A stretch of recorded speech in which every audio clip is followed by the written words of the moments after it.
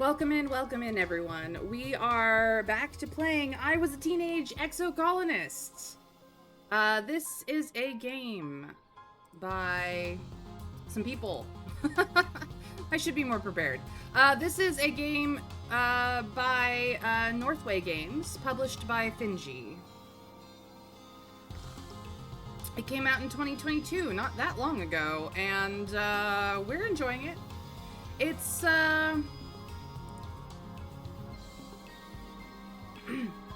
a deck building life sim is what it's classified as. Hey Fenren, welcome in. Welcome in. Let's continue on, shall we? We are still in our first year. We're still 10. We have lost a friend recently, which was very sad and very sudden and very scary. We're not entirely certain what happened. It shouldn't have happened, but here we are. We've talked to all of our other possible friends, of which Cal is our bestie, and Tangent is our other bestie. We have the highest relationship with both of them. We have gotten engineering and biology up to our 20s. Empathy is still at 10. Reasoning is also in its 20s, and we were working on other things. We have to decide what we want to work on next. We have, let's see, a little bit of toughness. No perception in combat, so we're screwed in a combat situation. We have a little bit of organizing. No bravery. A tiny bit of creativity and persuasion as well. If we want to work on athletics, on our toughness, we can do it here at the garrison. This will give us bravery and toughness, as well as friendship with Annie. I refuse to call her anything but Annie. We could also go back to engineering and study humanities for creativity and persuasion, so we can have a little bit more of that. This will also cause our friendship to rise with Tangent over Cal. We are pretty stressed out, so we could go chill and relax in the lounge and get de-stressed. But I would like to do one more thing. We don't have quite enough to do the job that's in here, which is deliver supplies. You need a toughness or an organizing greater than 10 or greater, which we don't have either of. But if we wanted to, we could also work on our toughness here by helping out our mom, shoveling dirt, and raise our friendship with Cal as well. So, welcome in, Winterfairy. Yes, it showed that this world is horrible and cruel place. I mean, is any world a perfect utopia, Trav? Let's be honest.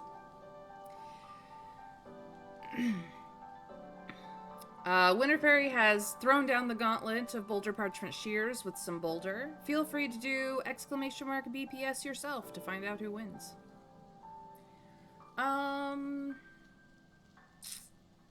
Helping out in geoponics will make our mom happy. Maybe that's what we need right now.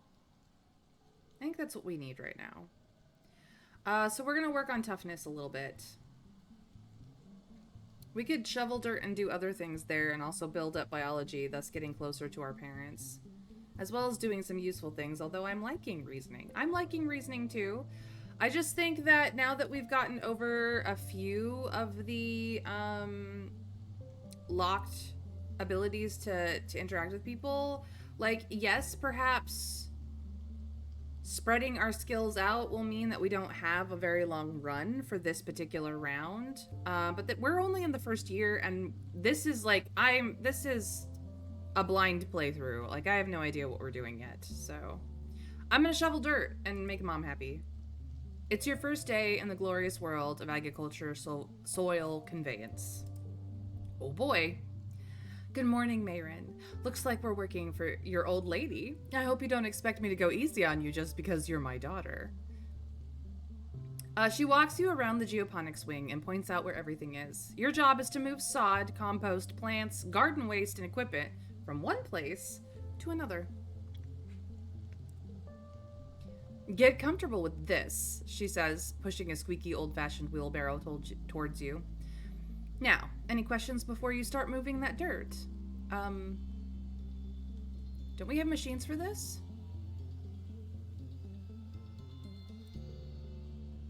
The construction crew's already claimed all the hover lifts, she says, shrugging. But they'll break down in a few years anyway. We don't have the materials to fix them. She grips your forend. We're planet-side now. Use your muscles. Nature's hydraulic pistons. Where do I move it again? From over there, she points to the dirt pile. To there. She points to an identical pile 10 meters away. She sees your confusion. We had some very precious soil from Earth on the ship, full of all the nutrients and bugs and bacteria our plants need to grow. It was lost, she sighs. In an accident. Now we have to make more from scratch using Vertumium soil. This is part of the process. Why not use hydroponics? On the ship, we grew most of our plants with their roots in the water, and it's true it was more hygienic that way, your mom replies. She brushes an insect off her arm, which lets out a loud squeak of objection. But hydroponic systems use too much energy. Here, we have to grow as much as we can the old-fashioned way. Well, let's get to work. That's my girl, your mom says, slapping you on the back. You stumble a little. Mom is strong. She could break Dad.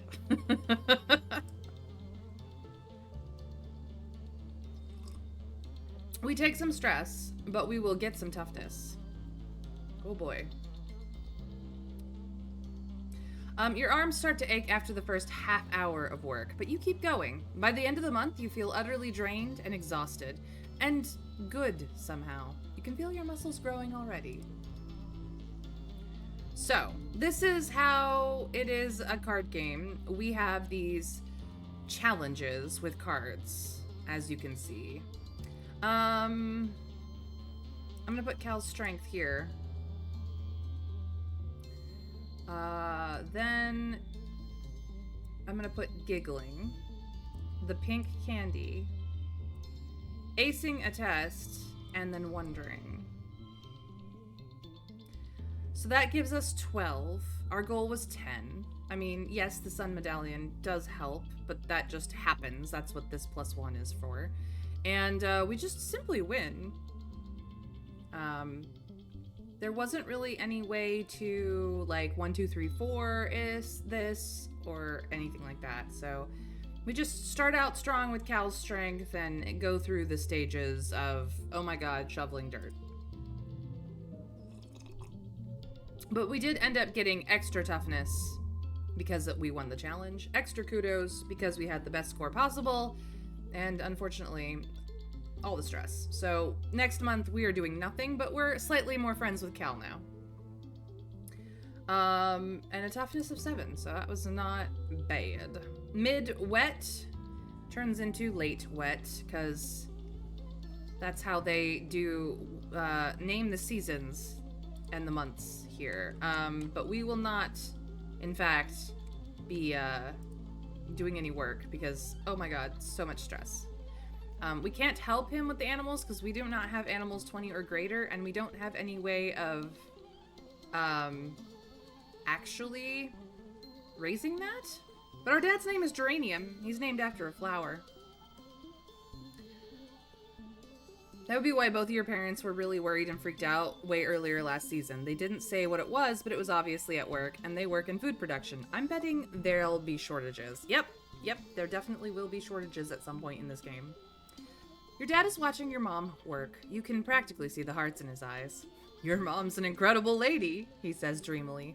True love is hurling yourself into space with someone and hoping for the best for your children. Ew, Dad, gross. Yeah, we love Dad. Yo, you need some time off. We know. Hey, Cal. He doesn't feel like playing again today. We haven't found anything to gift him. We don't have enough bravery to dare him to eat a worm. So, there's that. Is there anything that highlights on the ground? No. Hey, Mars. We don't have the persuasion high enough to tell her about our day.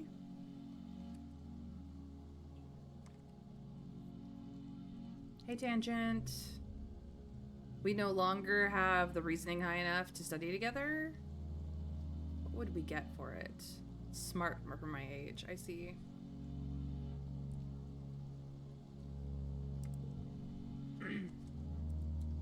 Hey, Annie. On the ship, oh, okay, we've read this one before. She's training, but we don't have the toughness. We will eventually have the toughness. I might do the toughness job over here, just for some more with Annie. And then we really don't have the stress resources to do this, so we are gonna take a chill pill, hang out, relax in the lounge, de-stress. No more stress. You organize a raid on the kitchen pantry for snacks. They want to be free. You must liberate them. Gosh, I remember those days. All right. Do I want to remove Cal's strength? No. Discovering, I believe we have doubles of. No, we do not. What did we have doubles of? First steps. I was hoping to get rid of first steps. I don't have any other 4s yet.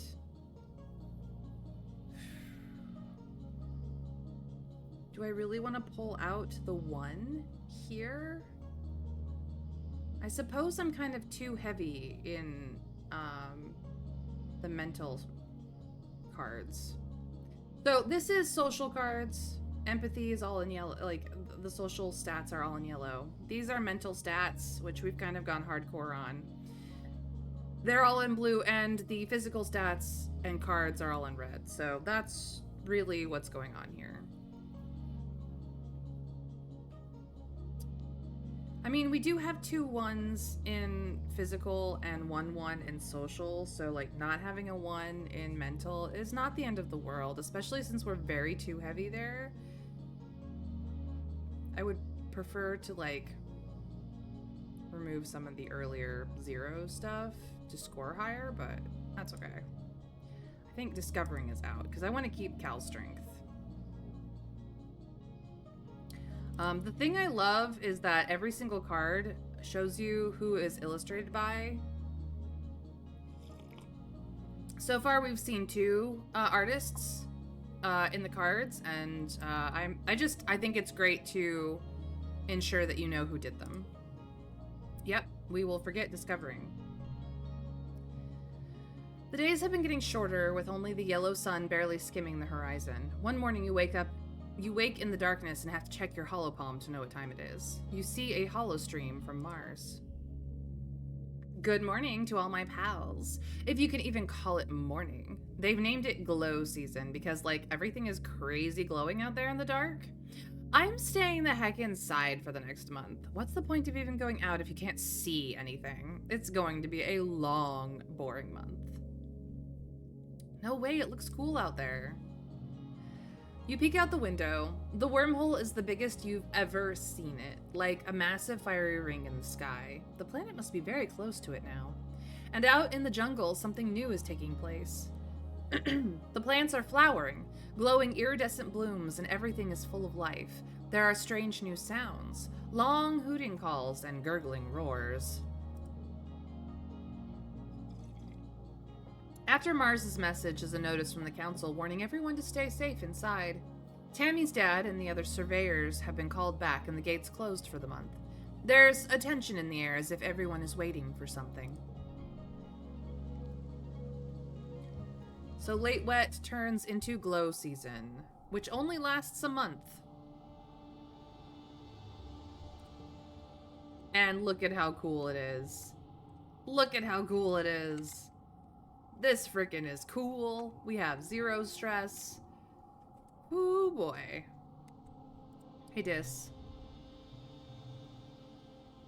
Dis is staring off into the wilderness outside the gates.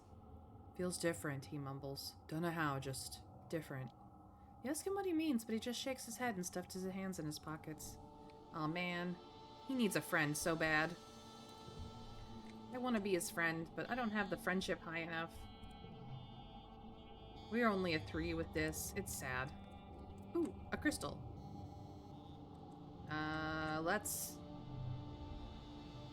Hold on. What does the crystal do? Redraw hand. Ooh. Here's the other artist we've seen.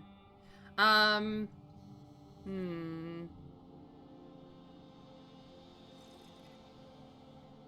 gonna give it to him. I'm gonna be a friend. Hey, PP, welcome in. Yeah, we'll spend the entire month goofing off. No, we're gonna get things done. Does this interest you? Thank you, Dis says, clearly unsure how to react. I'll, find something to do with it. So now our relationship is up to 4, which is how we are with basically everybody who we're not actively running around with all the time.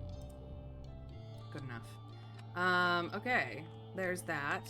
I have kudos, but the shop is not online, I don't think. Yeah. Let's see here. Take precautions outside the colony boundaries. That's not new. The gates will be closed during glow, and a strict curfew will be in place. Plan accordingly. Current council and administration, nothing has changed. Chief cultivator Flulu is our mom. Flulu and Geranium are our parents. And Flulu is our mom. Mayrin! Your mom stops you as you walk by. What are you doing out of our quarters? It isn't safe out here. But I'm going to school. She nods with grudging approval. Fair enough, she replies. Stay close to the stratospheric. Okay, got it? We don't know what's out there this time of year. As you walk away and are just out of earshot, you hear her mumble, stars. It is beautiful, though. Yeah, the human instinctual need to be somewhere safe when it is dark out is going to wreak havoc for the next month. This isn't to say that humans can't adapt to it. People who live in the very far, far north, or who live in, say, outer space where day-night cycles don't really mean as much, or the Antarctic continent, on the research base where day-night cycles don't matter quite as much, and other similar places, seem to adapt just fine after a time. So, like, it's not impossible, but yeah, the first time you run into Glow Month is gonna be a trip. She's just running around. Still. Is it just her and Dis outside? It looks like it. Yep. Mars refuses to come out. I was gonna do sports ball. It does more bravery than toughness, but I wanted to also friendship with Annie. So we're gonna play sports ball this month to kind of double down on toughness anyway. We get more toughness from gardening, but seeing as our mom's so spooked, let's just have some fun with sports ball. Annie meets you on the court, and she's bouncing from one leg to another in excitement. My brother Com is organizing a youth team, she tells you. Kombucha? Hey, you look a little familiar. Wrong gender, but a little familiar. Gives you a high five in greeting, then tosses a sports ball your way. Let's start with a practice game to see what you're good at. You and Annie are team captains. Pick your team. Com will fill in to even up the teams, but he promises to go easy on the other side. Do we choose Cal? Do we choose Mars? Or do we choose Kombucha? He is pretty, but he is also our friend's older brother. She actually has a few older brothers, or she has a few brothers, both older and younger. If we choose Cal, we're choosing our bestie. If we choose Mars, we could possibly gain friendship with Mars, though we likely will get our asses handed to us in the game. If we choose Kombucha, we might upset both Cal and Mars. And Annie, for that matter, for choosing her brother. We might also be told not to choose, that he is not a choice we can make. What do we think, chat? I would love to hear your feedback. Again, this is a lurk-friendly chat. If you want to just lurk, feel free to do so. I am happy to have you here regardless, but I always love to hear from my friends, and all of you guys are my friends, so feel free to weigh in, and at the end of the day, I still have to poke the buttons anyway, so as much as I loathe making decisions.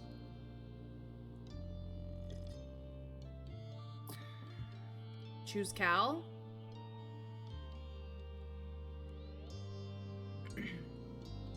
Trav says choose Cal, which is reasonable. He is our bestie. But if we want to raise relationship with Mars, I don't have any other way to do so outside of, like, getting more persuasion, to be quite frank. Like, a lot more persuasion.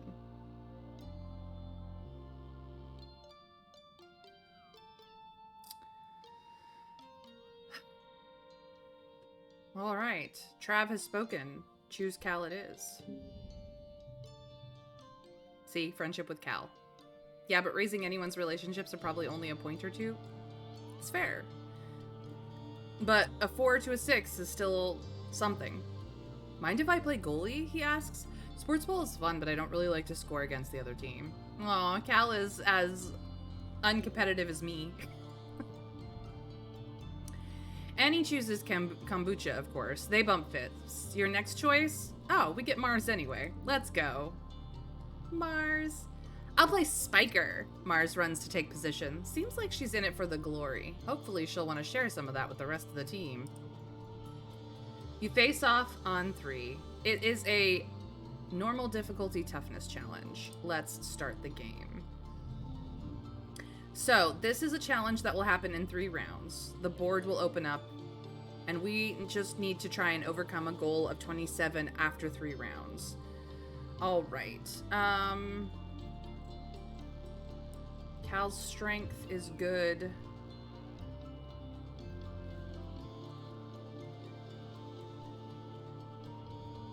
This is a physical challenge, so Absorbent Brain is not going to help us. So maybe we want to do this. Or, alternatively... No, you need more numbers than that.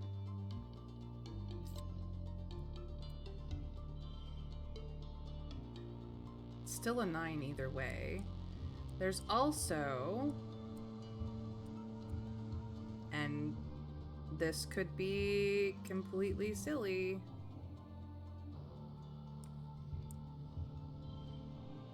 That's a 7.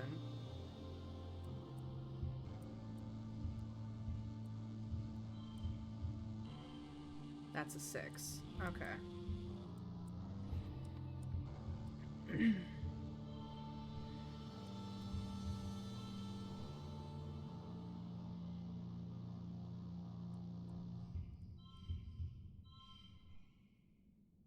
Either way, it's a 9. I think 9 is the highest we can go for this round. Awkward. All right.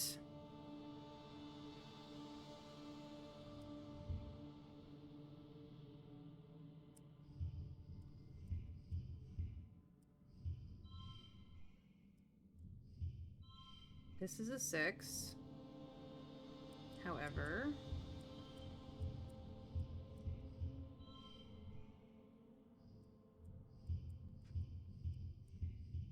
That's a 7.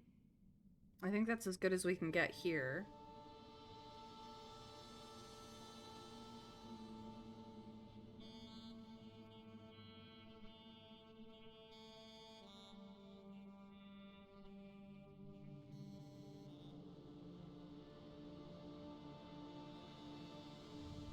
Last round.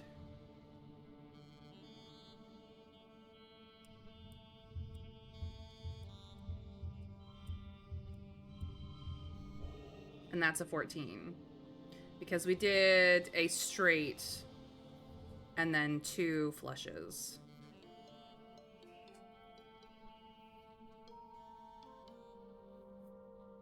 Which will win us the goal. Pretty good. Awesome. We win.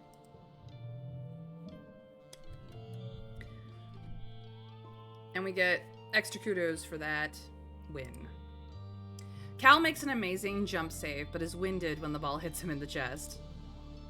The score is tied, with Annie and Calm putting the pressure on. Then BAM! You score the match point with a rad spike all the way from the net line. Set neighbors to this value. Interesting. And this is a third artist, Chevy Ray. Fantastic. Playing sports ball is a card we get. We got 2 bravery and 1 toughness and some stress, but not a lot. And we also got a little bit of friendship with 3 people. Cal, Mars, and Annie all went up to some degree, although Annie only went up 1. So 5 here, a 6 there. Cal is now a 25. Tangent is a 22. Tammy is dead. So, as much as it's a 9 with her, we can do nothing about it. It's daytime when the emergency sirens start up. Well, what passes for day. It's still nearly pitch black, except for an eerie green twilight glow on the horizon. You look towards the gates. They're open. Wait, they shouldn't be. The alert blares out of every speaker in the colony. It's the same one you used for hull breaches and fires in space. It meant you were supposed to go to the nearest emergency shaft and put on a spacesuit. On Vertumna, it means to go to an assembly point and wait for instructions. We don't have a bravery high enough to go fighting. The closest assembly point is the children's crèche, but from the opposite direction you hear shouting and loud popping noises. Gunfire. Is the colony under attack? Well, the art is a broken open gate, but at first glance you might think that it was just open. We cannot help fight because we don't have a high enough bravery, so we're going to go hide.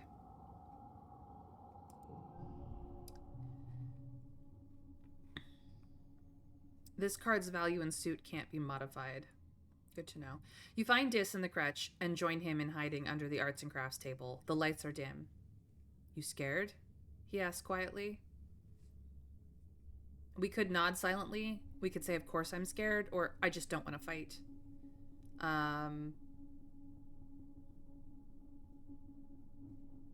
think for him, a nod silently is probably going to be our best response. He is quiet but brave. So if he can protect us, so to speak, I think that would be for the best. Our bravery is only a 2 after all. Dis shrugs. I thought I would be, but I'm not, he says. I'm not scared of stuff like this. You can't help but glance at the holoprojector on the wall, the one that electrocuted your classmate Tammy earlier this year. The glowing bear looms over the room and for a moment looks more like a monster than a toy. You grew up here. It feels weird to be hiding here like you're just little kids again. Yeah. He's quiet. He'd like a quiet answer. Yeah, that's why I was like, I think this is the answer that would be for the best. You hear more gunfire and yelling, but within half an hour, they play the all-clear tone. Chief Surveyor Tonin comes in to let you know it's all safe now as the lights come back on. You glance at the hologram teddy bear again. Tonin was Tammy's dad. How can he be sure it's safe? How can he be sure that anything is safe? You're relieved when your parents arrive with an ashen-faced Cal. They won't talk about what happened at Geoponics. After 2 weeks of darkness, with the blue sun barely skimming the horizon, it begins to move higher in the sky and daytime returns. The council admits they don't know how the gates were opened or how the creature got in. Some of the attacking creatures were once thought to be docile. Others were species nobody had seen before. It was like something had driven them to assault the colony. At least, nobody was killed. This time. Yeah, food is so screwed. So, it is no longer glow season. It is now early quiet. Childhood is fleeting. The game will end when you reach 20, so you should focus on a few skills to improve and friends to spend time with. Use the skills and friends button at the top left of the screen to keep track of them. Good luck. Alright. Unfortunately, this is the overview of our year. So 24 kudos, 10 stress, 30 loyalty. These are where our skills are at. Our highest are reasoning and biology, as well as engineering. Everything else is pretty low still. We are majorly friends with Tangent, Cal, and Annie, basically. Although we actually have a higher friendship rating with Mars, but whatever. And these are the cards that we've picked up over the year. So it is time to be age 11.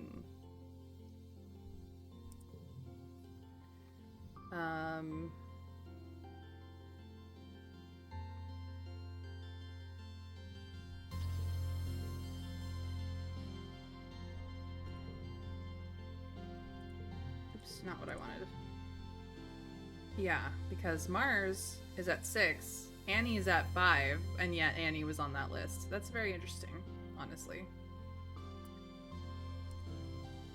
We are also not very rebellious at all. We have a really great relationship with the colony and the government. But let's go talk to people.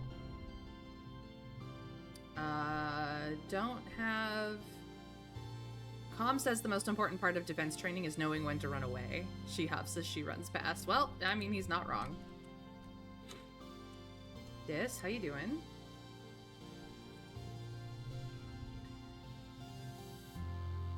Dis sits before a collection of rocks grouped by color and texture. As you watch, he takes another rock from his pocket and stacks it with its skin. He looks up at you. What? He says flatly. You've never seen rocks before? Mr. Scrake! Whispered you a mod thumbnail? Mod is going to be out in around an hour. Thank you. I will happily enjoy the link to it when you are finished. Exciting stuff. I left the little like sparkles when you go through the plants. Sorry, it's magical. Cal is leaning on the garden fence looking out at the colony. That attack was awful, he says quietly. I did something I'm not proud of and people still got hurt. He snuffles and rubs his face. All the adults tell me that it's okay because I had to do it, that I was brave and I protected the colony, but I don't want to hurt anything. Not even a monster. Oh, Cal. Our poor friend. He's scarred for life. Hey, Dad. Your dad pulls a flower out of his pocket and gives it to you. A blossom for my little blossom? He tucks it behind your ear. I'm 99.99% sure this isn't poisonous, but let me know if you get a weird rash or anything. Thanks, Dad. I suppose that we could build up rebellion and do what? Overthrow the government? Demand a return to a hunter-gatherer way of life? The obliteration of all forms of technology? Not really many options out there. I'm not entirely certain what rebellion would get you. That's kind of the reason why I was like, no, loyalty all the way. We may change our mind later on. Your mom is taking a break at her makeshift desk inside the domes. What's up, Mayrin? She asks. Need me for something? We would need a lot more organizing to tell her what we learned today. Interesting. Hey, Mars. How's it going? Mars yawns as you approach, making no attempt to hide it. It's so boring here. I just watch holovids all day and all night. Why would I bother sleeping? It's not like I need to save my energy for anything. She sighs. I wish I were in a holovid, then maybe something interesting would happen. Girly, we got attacked recently? What the heck? She cray-cray. No pickups? Ah, there it is. Medicinal roots. Draw a card.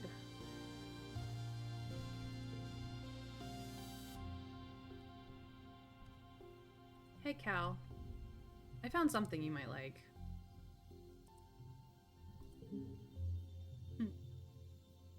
Neat, Cal exclaims, taking your gift and peering at it inquisitively. I don't know what I'll do with it, but I love it. Thank you. Alright. Tangent has something she wants to say. Tangent is standing still with her face held up to the sky, letting blue snowflakes land on her cheek. They melt almost immediately. She doesn't move as you approach. After a minute, she winces and rubs her eyes. It stings, she says, because it's made of acid. Acid snow? Mars took the no-sleep augment while you just got the I Learn Fast one. Indeed. Tang nods. Professor Howell says it isn't harmful and is an important part of the natural cycle here. It freezes at 12 degrees Celsius and turns into tiny crystals that are so heavy they fall from the clouds. You can see them under a microscope. She sticks out her tongue and lets some of the flakes fall on it. It tastes kind of sour, but sweet, she observes. Fascinating. Tang pulls out a sample jar out of her coat. We know what it's made of, but our understanding is incomplete, she says, and places the jar on an outcropping of rocks. The big mushrooms change in shape and color before the snow began to fall. I wonder, is there some sort of signal that precedes the changing of the seasons? What happens if I expose samples collected in dust season to snow from quiet season? A small, excited smile creeps across Tang's face. There's so much to learn about this planet. I can't wait. Yup, she's a smarty.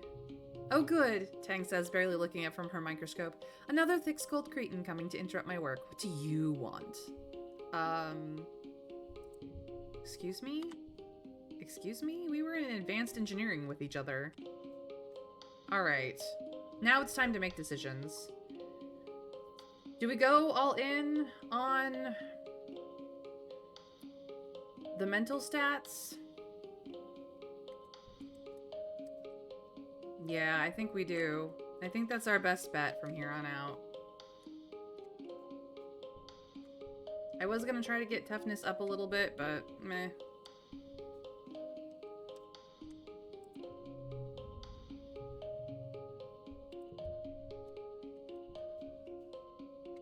I know. I have an augment that enhances it, indeed. So, do we go all in on biology? Do we go all in on engineering and reasoning? Or do we go all in on, nope, that's it. Organizing, I don't know where to learn.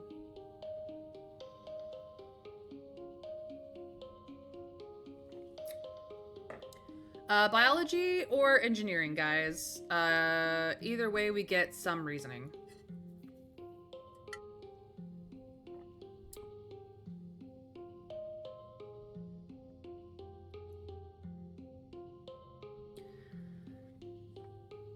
Do we want the wet sciences or the dry sciences?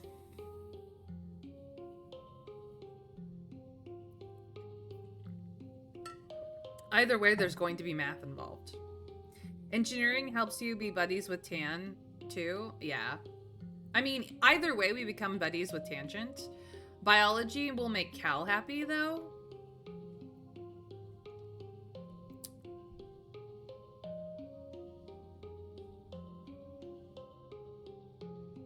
Problem solving and general knowledge. Machines, physics, math, and programming. Plants, biochemistry, and the human body. Kind of going for engineering just because I want reasoning to be our highest. I have strong feelings on this, you can tell. Yeah, absolutely, Trav, with your wishy-washy changing.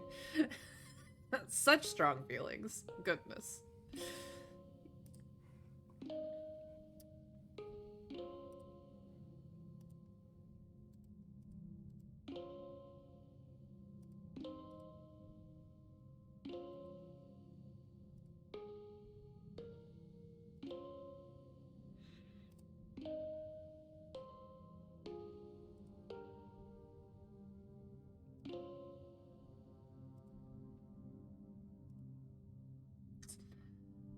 I am gonna go for engineering.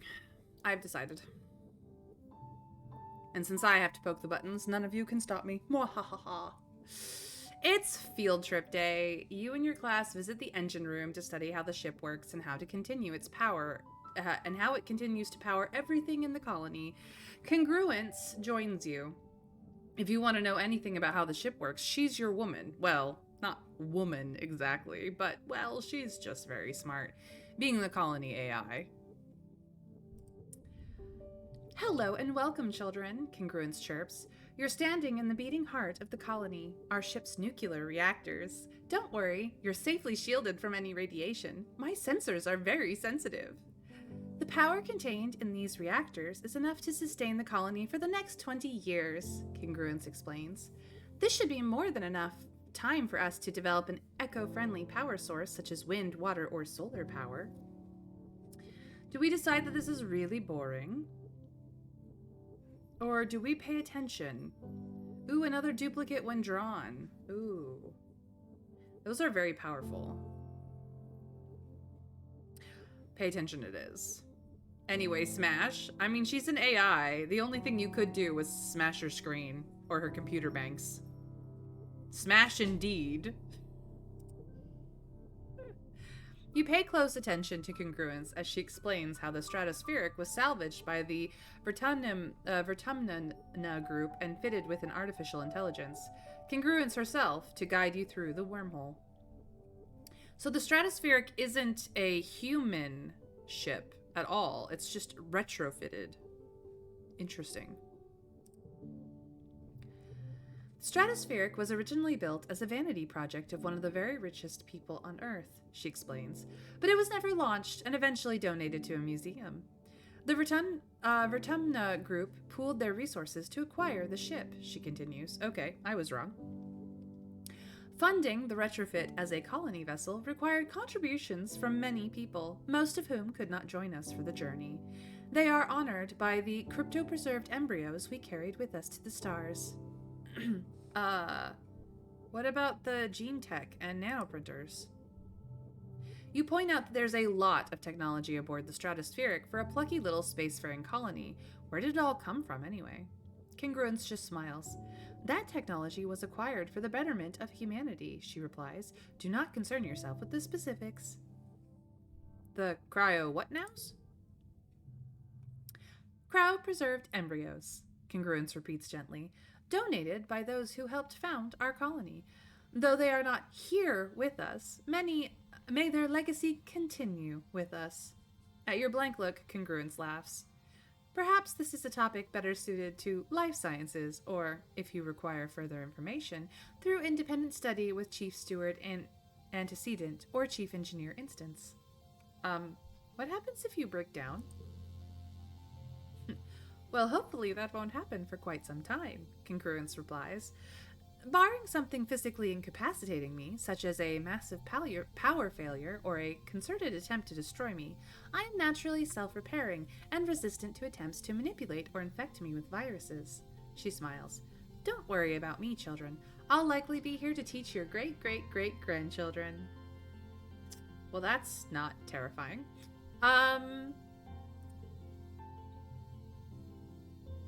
I'm still just a bit suspicious that she may have been programmed with a hidden agenda. I mean, it's been done before. That is a story as old as AI, honestly. Wonderful work, everyone. You all paid attention very well today. This will make this pop quiz much easier for you. Congruence's hollow projection erupts into fireworks at the words pop quiz, and the class groans in unison. Congruence laughs over the speakers. Just kidding, she chirps, echoing through the engine room. You are free to go. Alright, time to do a card battle. Card becomes 2. As you get older, challenges have conditions. The challenge suit, social, mental, or physical, determines what conditions can appear and which decks will work best. Try to collect social yellow cards if you want to win battles for social skills, empathy, persuasion, creativity, and bravery. Yeah, but this is a mental. All right. Well, if we do this and then this, that becomes a 2. Maybe I want to do this way.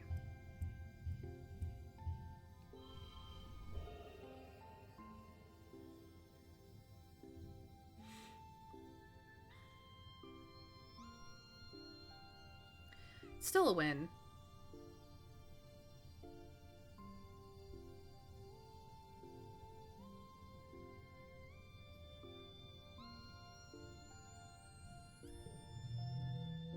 So we got a little extra engineering this month because of it. Nice. Which brings us up to engineering 24 and reasoning 23.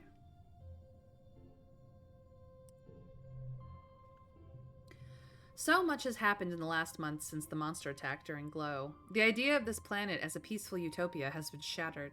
The security squads are training new members, keeping close watch on the gates now. They're reinforcing the walls and even installing a few robotic turrets. In class, you have drills on what to do if the colony is attacked again. In all the excitement, you forgot today was your birthday. Your parents haven't forgotten. They wake you up early with enthusiastic shouts of surprise! A Vertunian year is only a little longer than a year on Earth, so you've taken up its calendar for your birthdays. Yours is in the second month of quiet. Sparks snow drifts slowly past your porthole window as you snuggle with your dad. Your mom climbs up too and sits on the edge of your bed. Ooh. +1 to a card, change suit to mental. Interesting. Your dad pulls a bowl of fruit from behind his back with a flourish, like a magic trick. At least you think it's fruit. What are those? Bobber fruit, your dad grins. The foragers have been picking these just outside the walls. They might look funny, but they're tasty. Try one. You take a cautious bite. The pulp is soft and tastes a bit like lemon, only more blue. I bet you can't wait to join the surveyors out there, your dad says wistfully. Who knows what else you'll find? Mayrin is not allowed outside the gates, your mom interrupts, her voice sharp. It's too dangerous for kids. Well, I know, but eventually, your dad says, but your mom cuts him off again.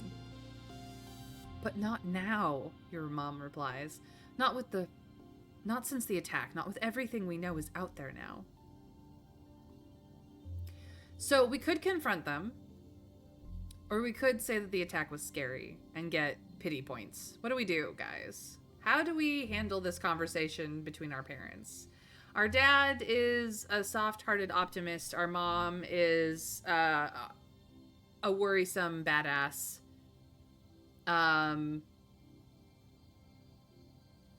The grown-ups obviously know things that the kids don't. I mean, I'm 11 now, but I still am not like an adult to make adult decisions yet. So, do we get confrontational? Or do we just go, ooh, scary? What do we think, chat? Let me know. I would love to hear from you.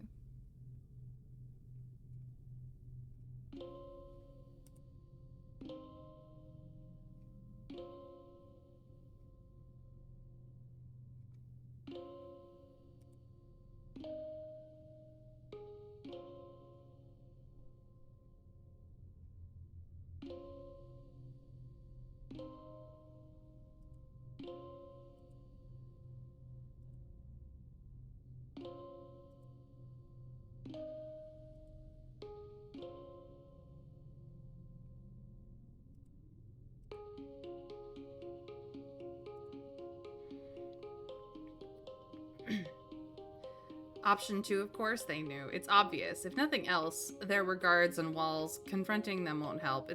It'll just cause tension. Yeah, we don't necessarily want to fight with our parents. So, the attack was scary. So scary. Ah, loyalty. Your dad hugs you close. Ah, don't worry, Tomato Head, he says warmly. We'll keep you safe. Your mom reaches over and pats your leg awkwardly. I know it's scary, but if you do as you're told during emergency drills, you'll be okay. Nothing is going to hurt you kids while we're around. You'd like to believe them, but you've seen the colony fall in your dreams. How long will it be until those visions become real? Even still, your mother says, it's clear that everyone should know how to defend themselves if it happens again. To be clear, this includes knowing when to run away, your dad adds. Security Chief Rhett's offering self-defense lessons at the garrison, you know. Even for kids. If you're interested, you should drop in sometime. So we have unlocked defense training, which means that we will learn combat and possibly bravery. Your mom gives you a stern look. And I've heard stories of kids sneaking outside of the walls, she says grimly. If I catch you doing that, I'm going to put a chip in your ear. You laugh. What a good joke. Your mom doesn't laugh. What, me? Never. Look at how loyal we are. There is not a rebellious bone in our body. We would never. We would never. Yeah, you better never, your mom retorts, crossing her arms. All right, it is now mid-quiet. Let's go. Hey, Tange. I don't have time to waste explaining simple concepts to mental degenerates, Tang sniffs. If you're here to ask me a question, please make it quick. We will get reasoning up to 40, don't you worry. All right, what is there to discover today?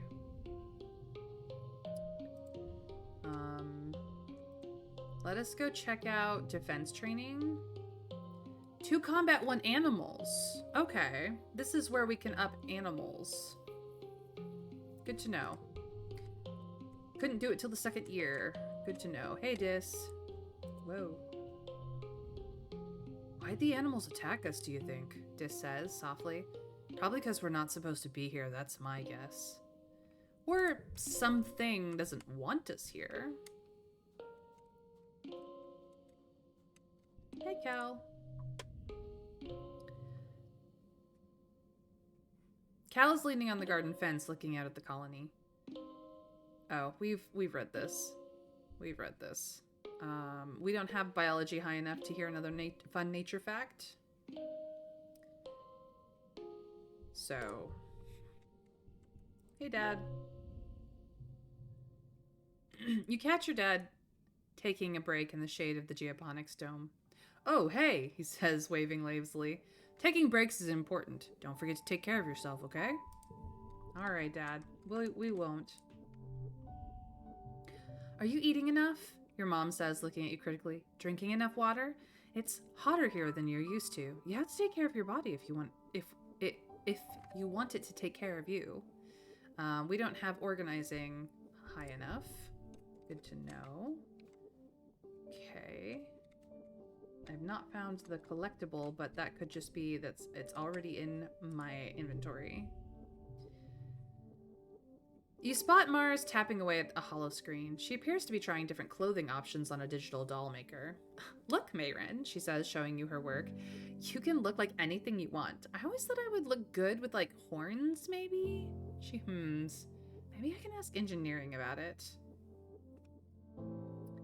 If you say so, Mars. All right.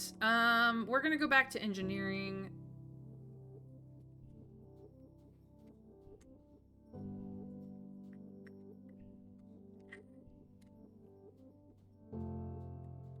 Show. Let us study engineering. It is for us.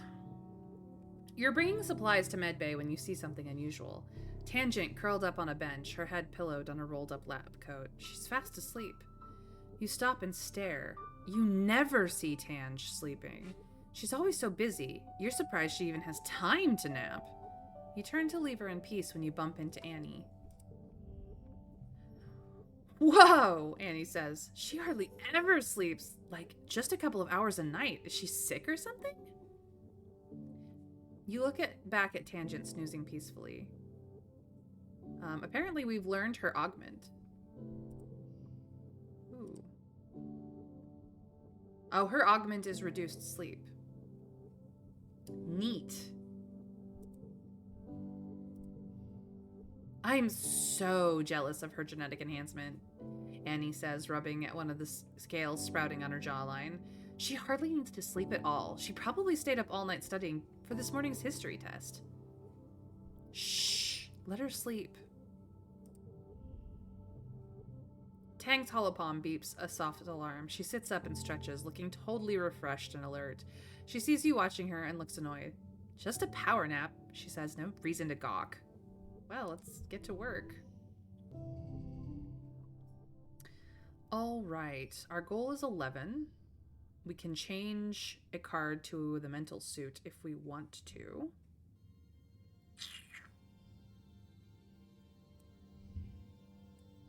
And this should give us a +1 because this is a blue. So what we could do...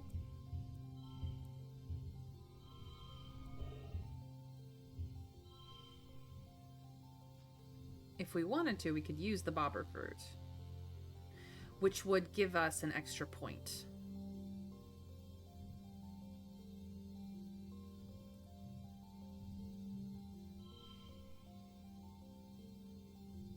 No. Oh, right. We drag. So, ta-da! It gives us an extra point. Actually, a couple of extra points.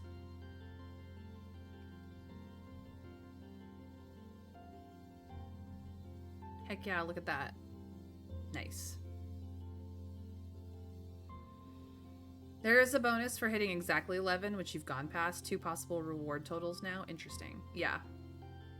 5 kudos if total equals goal. However, if you have the highest possible goal, you get more skill. So, +1 engineering.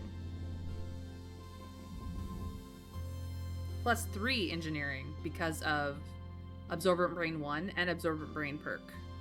So that just bumped our engineering up quite a bit. That's why I went for it. The kudos, could care less about. Maybe. I haven't checked to see if the store is open. It's supposedly open this year. Late quiet. Alright, let's go see if the store is open.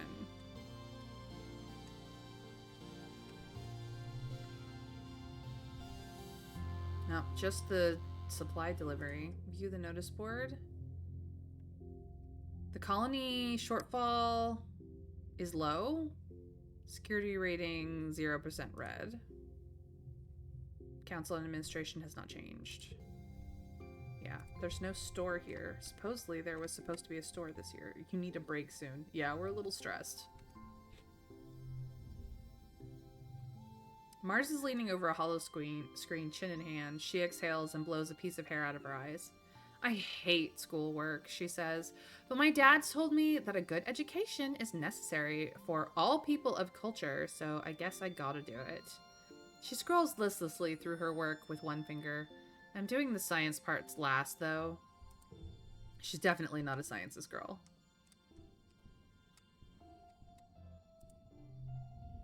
Okay, Cal doesn't have anything new to say.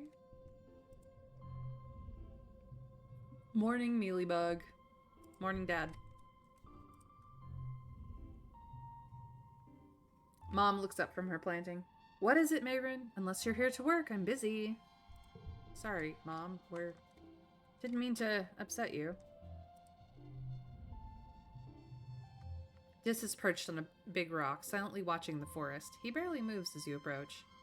The longer you look, the more you see, he says cryptically.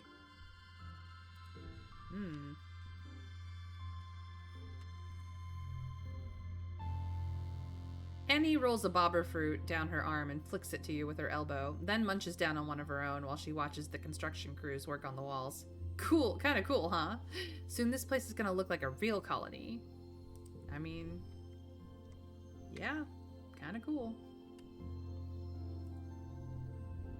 I'm busy saving the colony, Tange says, brushing past you. What are you doing? We're friends, girly. Stop it. No collectible?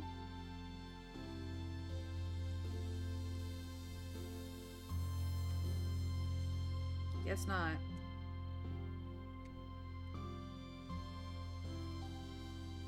They're usually laying on the ground somewhere, so...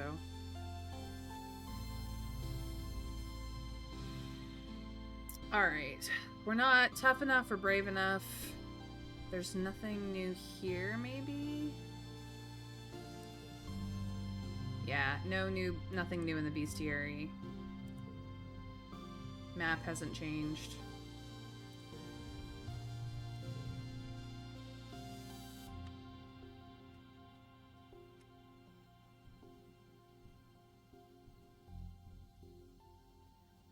So I suppose we'll know when the store opens, unless the store is here. We do need to relax.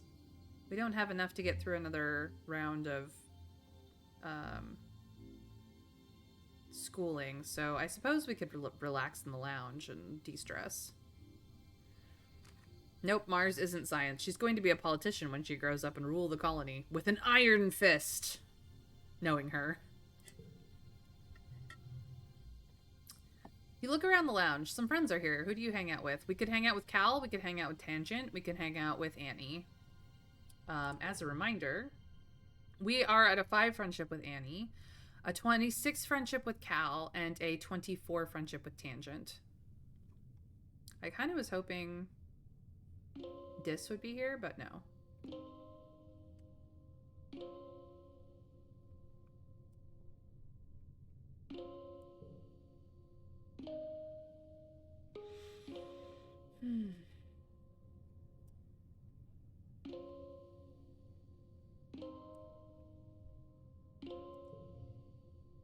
Do we want Cal or Tangent to be our highest level friend? Alternatively, we could hang out with Annie. Anemone, but I call her Annie because I can't consistently say her actual name. And it's not like people don't go by nicknames. Cal's full name is not Cal. He just goes by Cal. So, she can go by Annie.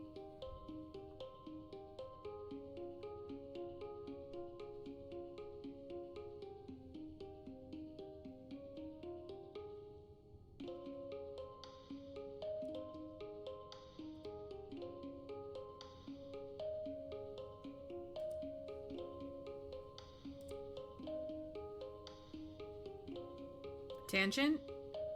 Okay.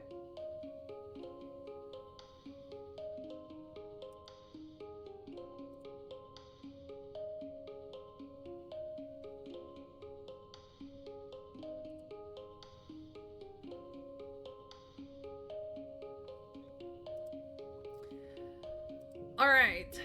Tangent is quietly reading her hollow palm. You plop down beside her and ask her what she's reading. Multicellular biology, she says, frowning at the interruption. If you insist on sitting near me, you could at least do it quietly. Oh, we got reasoning out of that.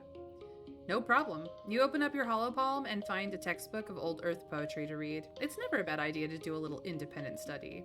Though she's a little prickly, you can tell Tang appreciates the company. Relaxing. We took the month off. Well, we're not gonna get rid of this. The score's really high, so I guess crawling is... I think we're aging out of the zeros at this point. Absorbent Brain 1 is probably the only one we'll probably keep. And even then, there's it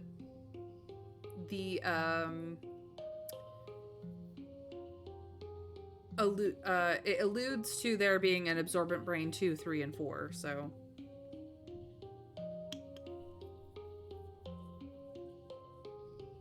Yeah, I think we're aging out of the zeros now.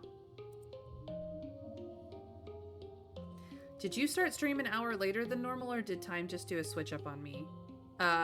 Yeah, so the time rolling back an hour already happened here in the US. I believe in Europe and other countries, it's happening later on in the month.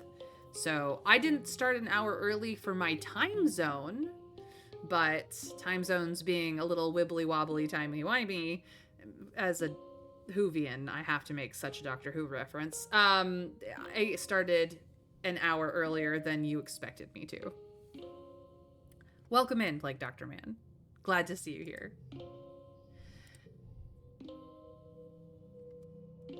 As always, at the end of my stream, I try to get the VODs up as quickly as possible, so whatever you have missed, you can go catch up on later. Probably tomorrow. But, yeah, there's a reason why I encourage people to put on notifications either here or on Blue Sky so that they get notified when I go live. The cards have little Roman numerals at the bottom right corner. I suspect they're tiers. Absorbent Brain 1 has a 2 there, just like the higher number ones, but the other zeros just have a 1. Yep, they sure do. It is definitely a tier system. I believe that tier 1s top out at like 3, maybe 4. No, I think 4 is a tier 2. Absorbent Brain 1 is, we got that for having the Absorbent Brain augment. So it is technically a more powerful card than a tier 1 card. So we're kind of aging up out of the tier 1s. Even those that have cool things going on. But yeah, we're getting into tier 2s now that we're 11. I don't know. You might check this notification settings of the apps on your phone or your computer, depending on where you get your notifications. Or you might check to see if it popped up on your notification tray and you have it muted or disabled or something like that. Just saying. It's a pity, Tang says, looking at you with barely concealed disdain. I once thought you had promise as an intellectual equal, but you've let yourself become distracted. Oh, girly, I am working on it. Don't you worry. What's going on, Dis? You spot Dis arguing with someone working in expeditions. They point angrily back at the gate, and Dis slinks towards you, anger in his eyes. We're trapped here, he grumbles. I hate it. I hate it here. I don't have any collectibles, so I can't give him anything. He's, definitely going through things. Annie holds her palms up to you excitedly. Mayrin, look! Her palms are covered with a collection of scrapes and blue flaky scales. I'm getting tougher every day. We don't know her augment. I have a feeling that it has something to do with her scales, honestly.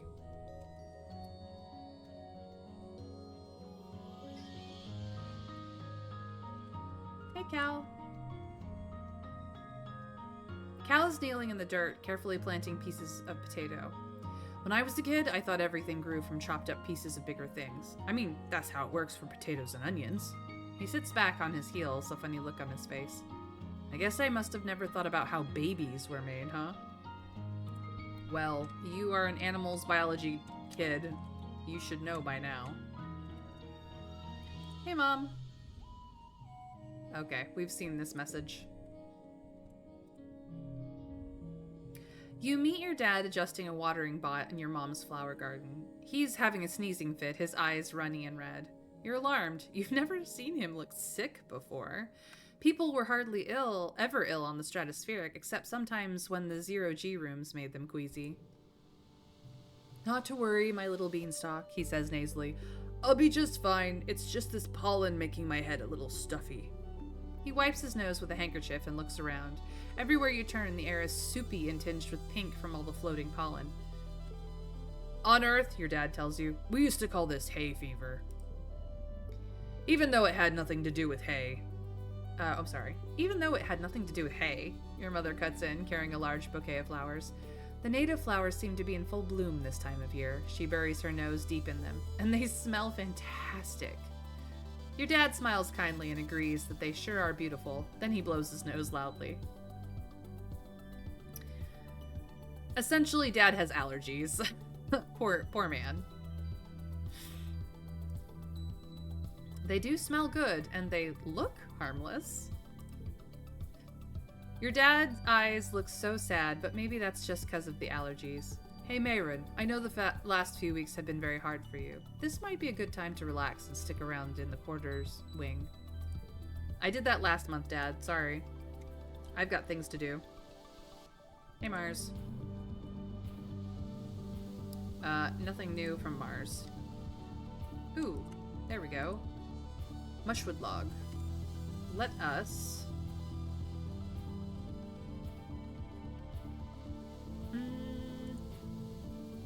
Cal's at 26. Tangent is at 26. I'm gonna give this to Cal.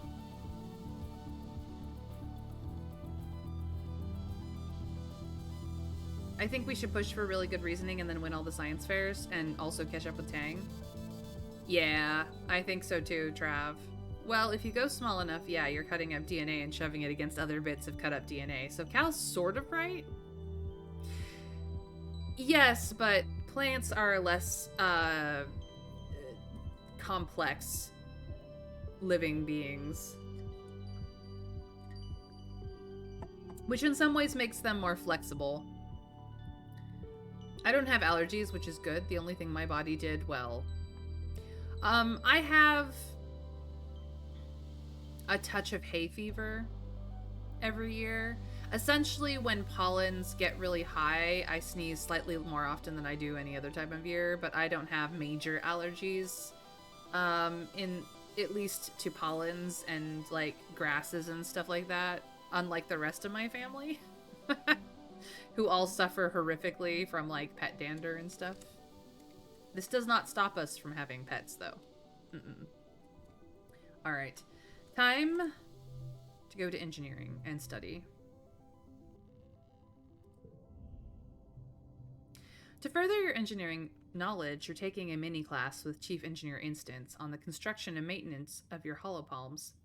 These devices are engineered bismuth crystals embedded in your palms when you start school. They use the heat and electric current of the human body to power themselves, to talk to each other, and connect to the holonet. Congruence's massive repository of information. You can barely remember life before yours.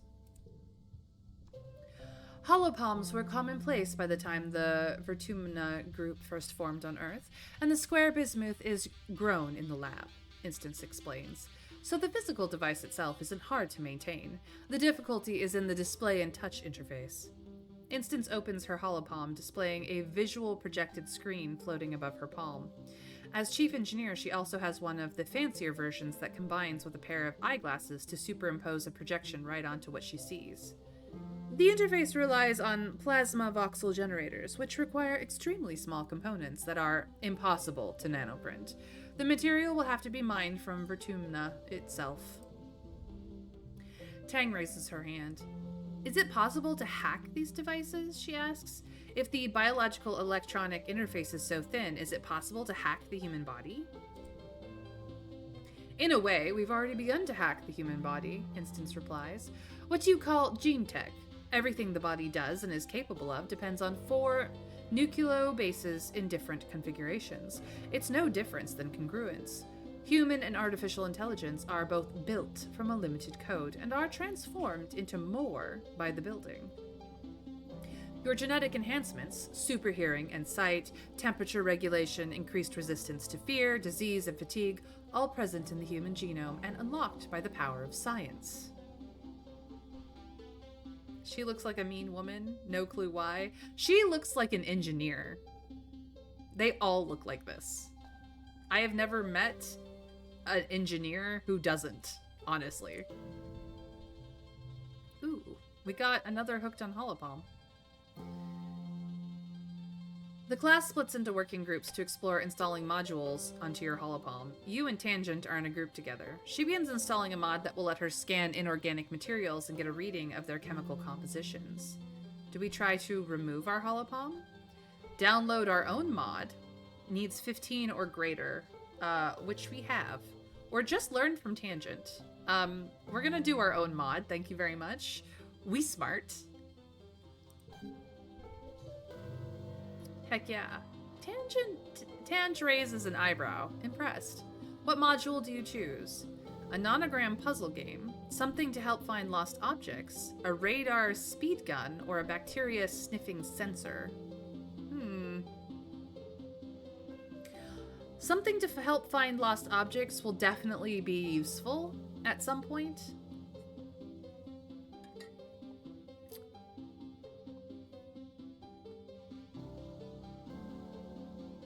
2K channel points, only 498 to go.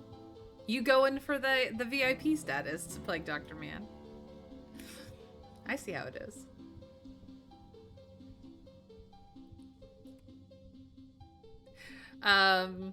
Let's see here.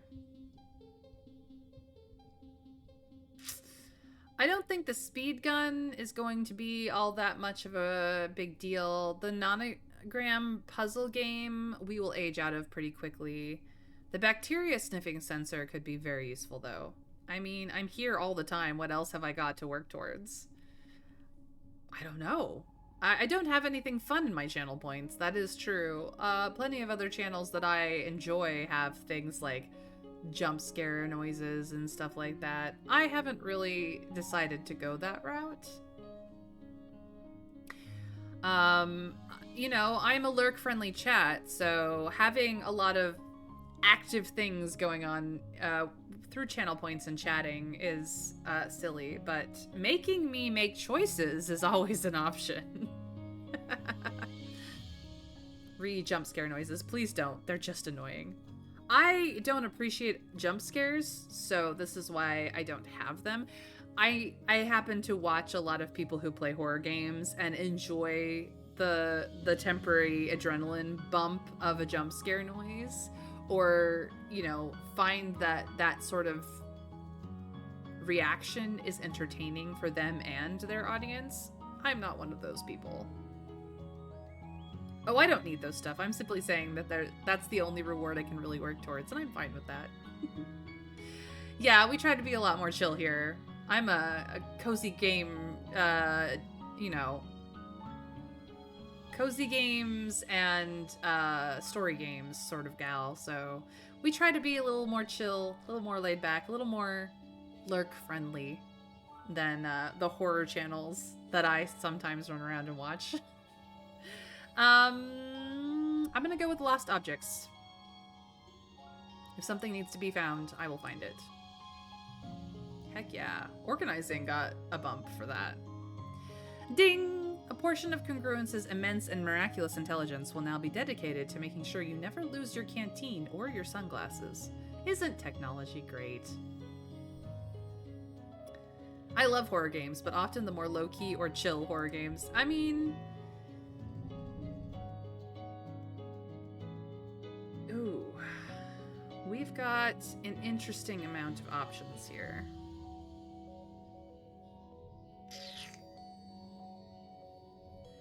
Card becomes mental blue. Well, all the cards I have are mental blue already, so it really does not matter. Which is fine, because yeah.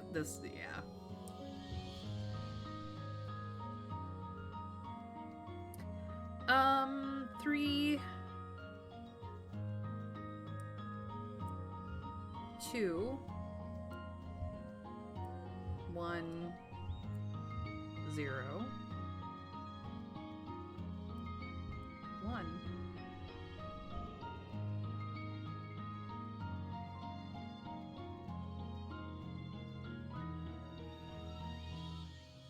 I'm surprised it's not showing a straight up here as well.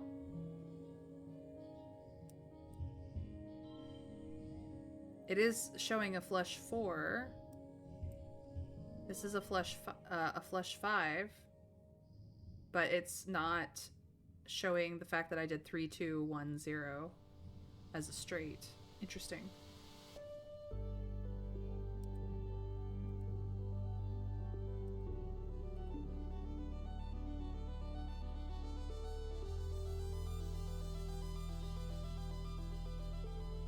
I wonder. I mean, that's the highest possible that we can get.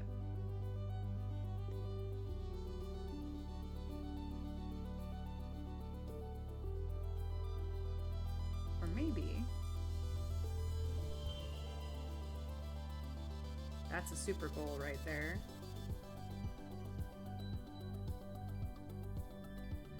So what if I did... this?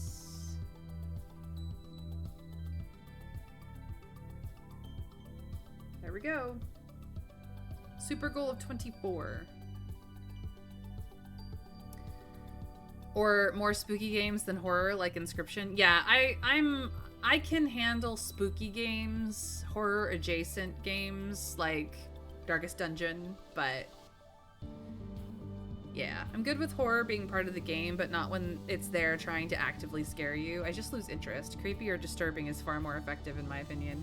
That's because we're kind of acclimatized to the whole jump scare horror thing. Like, it became so popular that the only way that jump scare horror can up its game is to go completely, utterly disgusting on the slasher, special effects end, which I feel is a waste, honestly. Very heavy-handed. All right, well, we have super gold the crap out of this. I didn't even need to +2 a card, so we win. Look at that. +4 to engineering, all from that. So engineering is at 32, reasoning is at 28. And friendship with Tench is improving. Early pollen becomes mid pollen.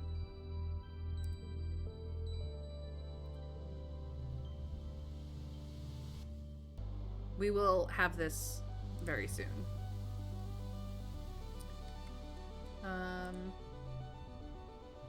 Nothing new here.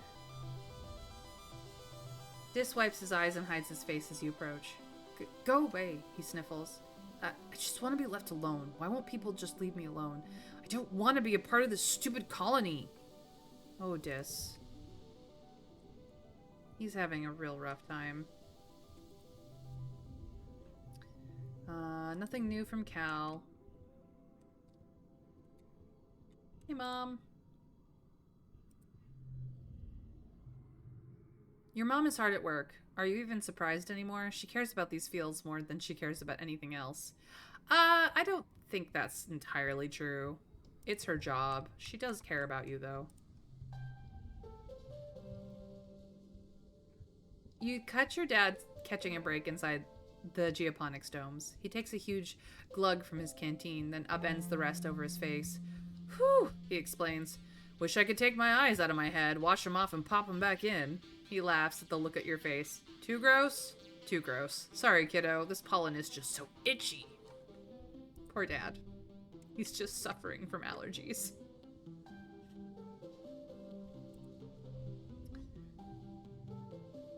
Nothing new from Mars. We've read that one. Let's see here. Any pickups? I didn't see any, but that does not mean anything.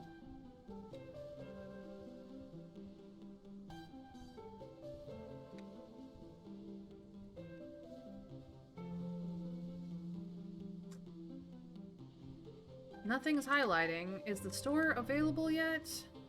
No. Anything new on the notice board?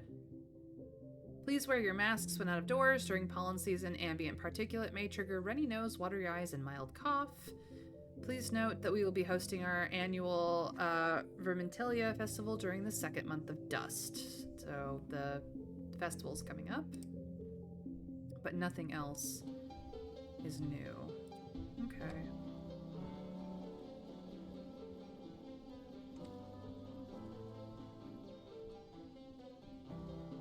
Well, back to engineering.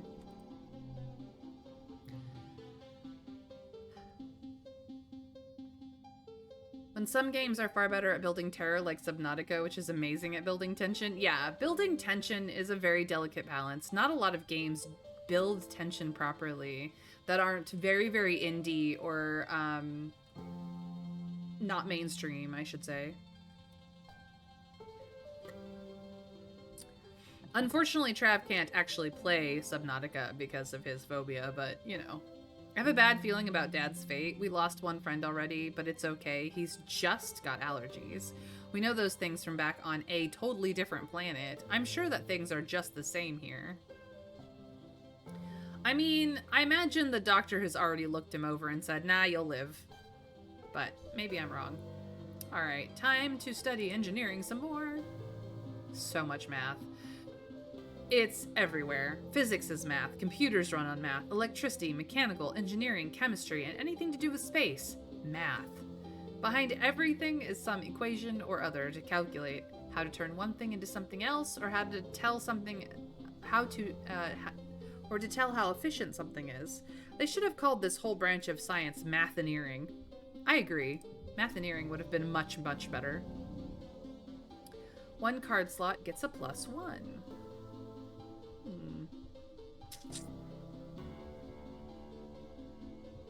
What if we do this?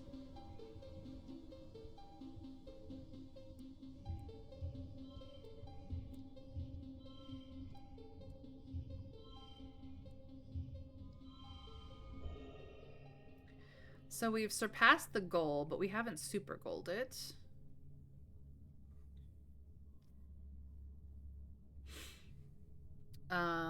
We could, with a mushwood log, we could add 2 to something.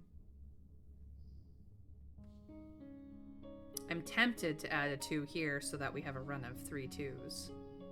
Or actually, no, it would make it a 3. Never mind. I think we'll leave it the way it is. A win is a win. Engineering +1. Extra card draw perk. Draw an extra card at the start of a challenge. Effects stack. Reasoning is at 30. Tangent is 30 out of 100 now.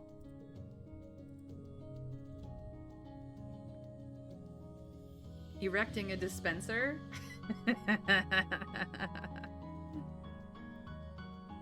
I think everyone dies by the end of this game. A horrific tragedy. We know that something bad happens eventually, Plague Doctor Man. We have already had glimpses into the future. Possible futures, I should say. If Dad keels over from these allergies, I reserve the right to say I told you so. That's fair, Trav.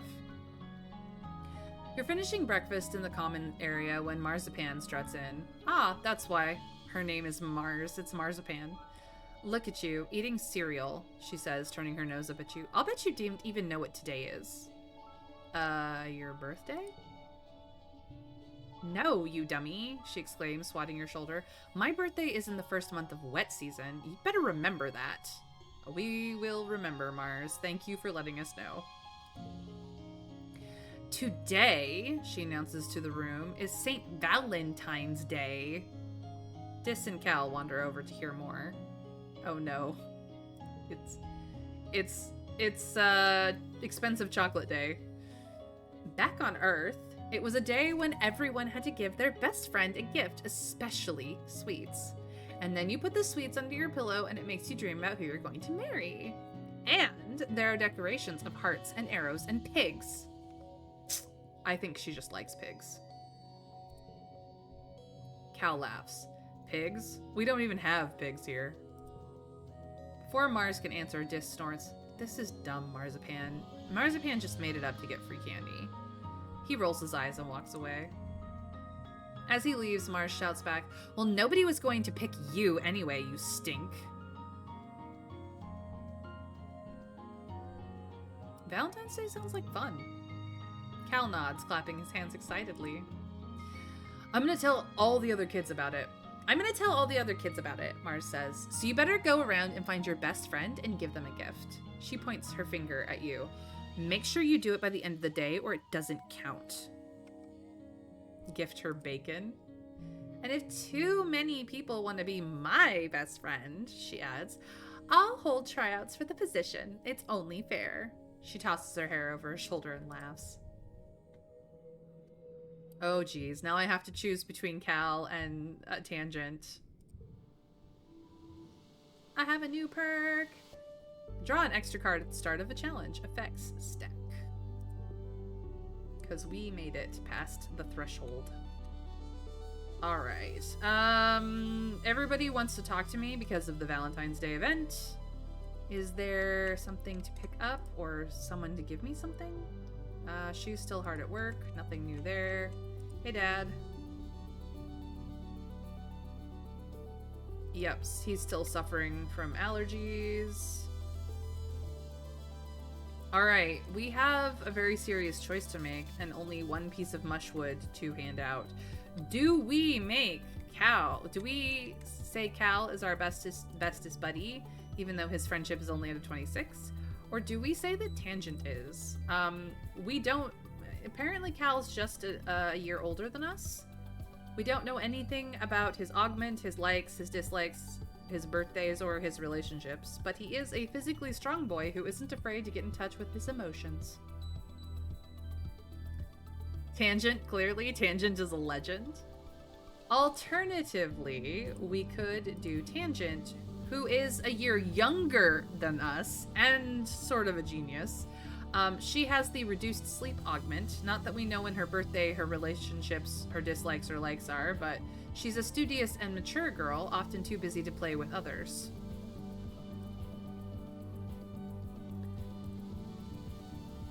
We know her birthday is early wet. Fierce and fiery girl with big dreams of success. There's Dis, withdrawn boy, a loner and awkward around other people. He's a year younger than us. Also, he is Tangent's twin brother. Tangent is a trans girl. Annie is an energetic girl who loves sports and has many brothers. That much we do know. One of her brothers is Kombucha.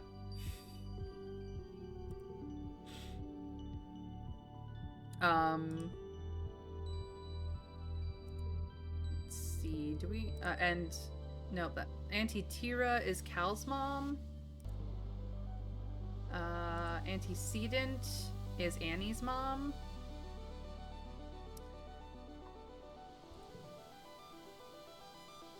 Instance is the doctor and chief engineer. No wonder she's so scary. Anyway. I have no idea who the fuck those people are. Yeah, it's because you haven't been paying attention. Don't we need sweets to give them? Cal would probably be okay with you giving him a log, but I can't see Tangent liking a log very much. Actually, Tangent might be perfectly happy to have a specimen to analyze, to be quite frank. I don't think that our mushwood log collectible will be a problem for either of them, but just for different reasons. Cal is into biology and animals, so a plant would be fine for him. Tangent is, well, she was analyzing the snow just a couple of months ago. So honestly, she might be willing to analyze the mushwood as well. But who are we giving a present to, guys?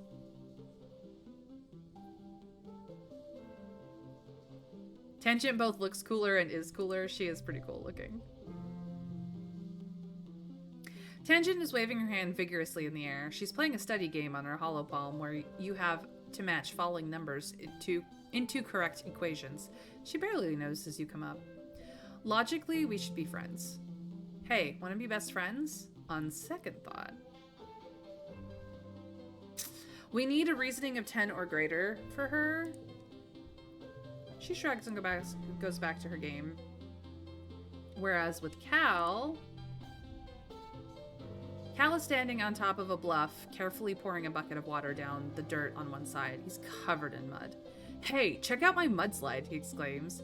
He grabs a sheet of metal and slides down the dirt pile like he's riding a surfboard. Mud goes everywhere.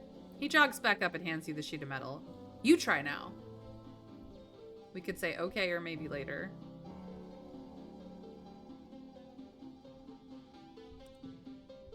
You have best friends to go make. You aren't sure Cal is worth getting all muddy for. Okay, Cal says. You can come back whenever and use the mudslide. I don't mind. I'll be here. Alright, Tangent it is. Logically, we should be friends. Doo-doo-doo. You lay out the reasoning. Strength in numbers. Deal making is the foundation for human society, and so on. Tang pauses the game and her eyes focus on you. Best friends? That sounds so childish, but I suppose us smart kids should stick together, and it will make Mars stop asking me if I've chosen a best friend yet. She goes back to her game. I accept your proposal. There we go. Still don't have enough reasoning to study with her, but we could give her a present. Our friendship with her is now 3 hearts, so 32 to Cal's 26. And now we don't have a speech bubble above anybody else.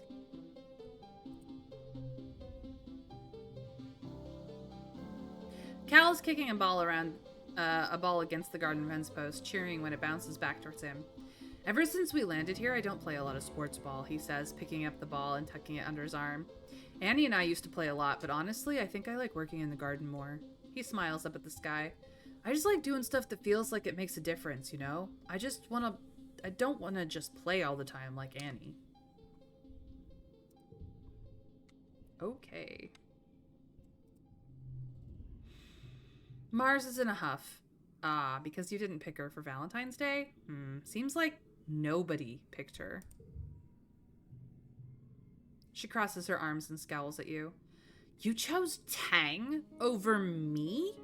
She doesn't even like people. What are you going to do? Be study buddies? Boring. Whatever. Mars tosses her hair.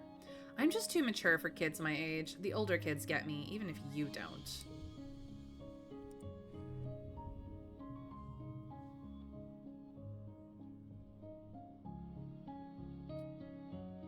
Yeah, I don't think I care that she's mad at me.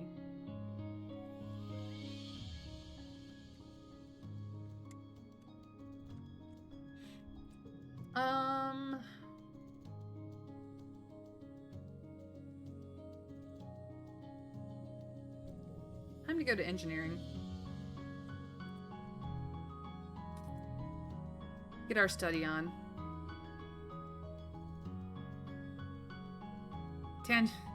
I don't like people either, myself included. Oh, Mr. Scrake. I'm an introvert too, so I get on my own nerves all the time. Professor Hal is a first-class nerd. You can almost always ask him a question that makes him spiral off into a long explanation going into way more detail than you'd ever need to know. It's a useful skill for those days when you just don't feel like doing schoolwork. So, 5 kudos if total equals goal. I don't really care about the kudos. I don't have anywhere to spend them.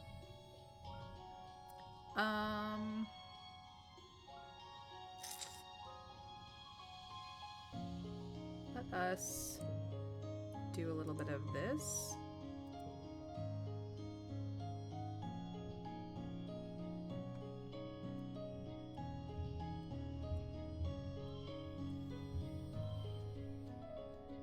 I could do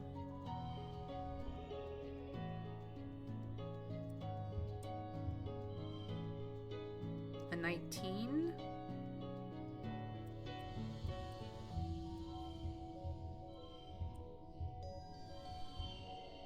Never mind, a 23. Let's just super goal it up. Heck yeah.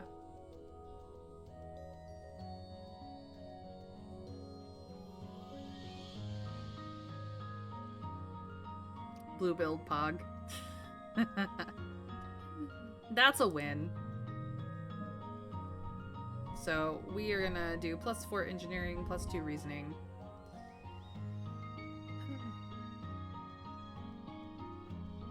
And we still got an extra kudos from having the best score.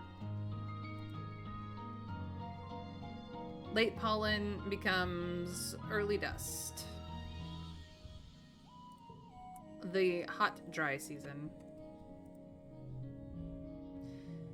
Tang paid you any less attention, she'd be flat out ignoring you. Can I help you? Yeah. Have a present. Tang shrugs. You should probably just keep it. I don't even know what I'd do with that. When you insist she keeps it, she shrugs again. Sure, maybe I'll find a use for it. It's fine, I wasn't using it. Yup, running away is a very valid skill in defense.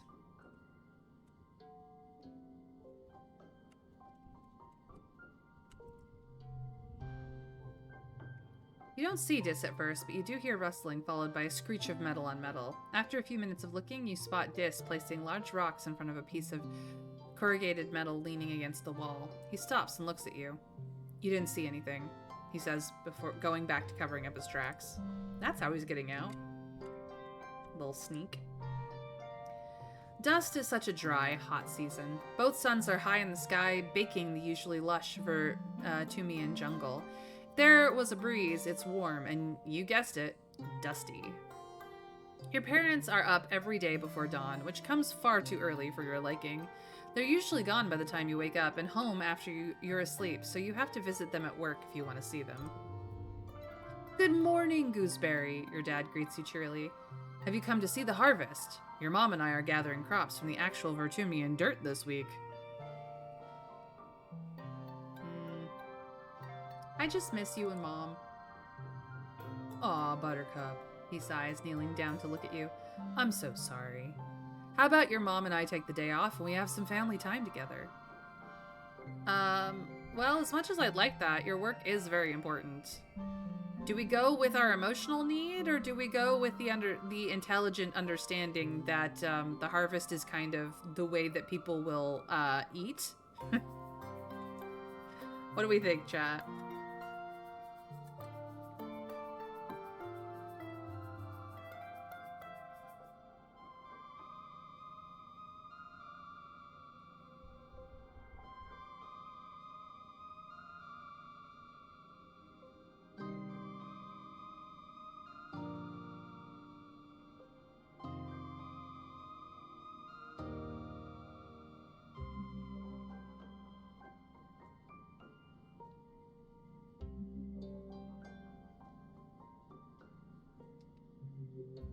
Two, food shortages are coming.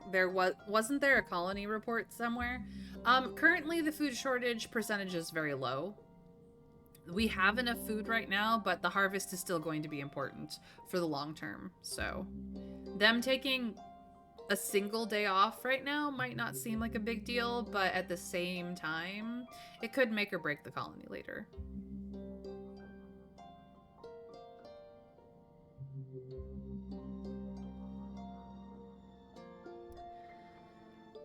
No, your work is more important. Your dad gives you a long hug.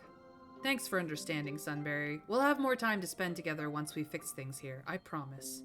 Oh, and don't forget, he adds as you're heading off, next week is the Vertumnilia Festival. There will be a talent show and a science fair. I know you're gonna love it. Hey, Mom. Yeah, she busy. Hey, Cal. Cal is scooting an empty wheelbarrow through the gardens. Beep, beep, he cheers. I'm a garden bot. Get out of my way. He pulls up beside you and laughs. Hey, Marin, what's happening? Aw, Cal's such a sweetheart. Okay, another mushwood log. Mars is watching her hollow screen intently. She shushes you before you can get in a word. They're about to kiss, Mars hisses, barely giving you a second look. Yeah, she's into her hollow dramas. So here's the notice board. Colony food shortfall, very low. Security rating, red. Council and administration, same as it has been the whole time. Nobody's died yet.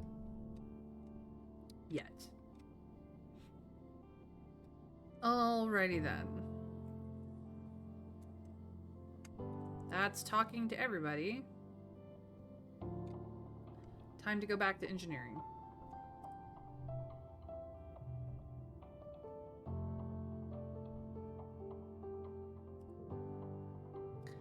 The classroom's projector breaks down mid-lesson, and Hal pivots the lesson to make it about how to fix a 3D hologram projector instead. He explains that because holoprojectors are so complicated, the colony can't just make a new one. Things like holoprojectors, hoverboards, and gene tech need to be fixed, not just replaced like they would have been back on Earth. We get to fix things. Okay, so pink candy is locked. This is also unchangeable.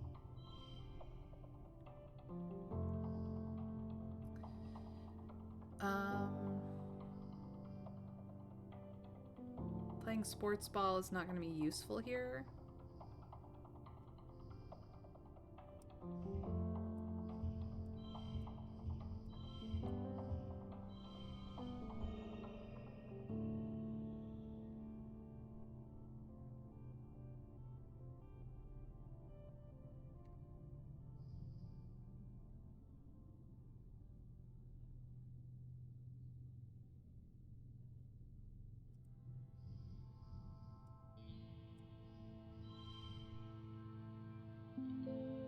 That is the highest possible score? Unless... Never mind, I think that's the highest possible score. Yeah. A 19. It's not a super score, but it's as close as we can get it.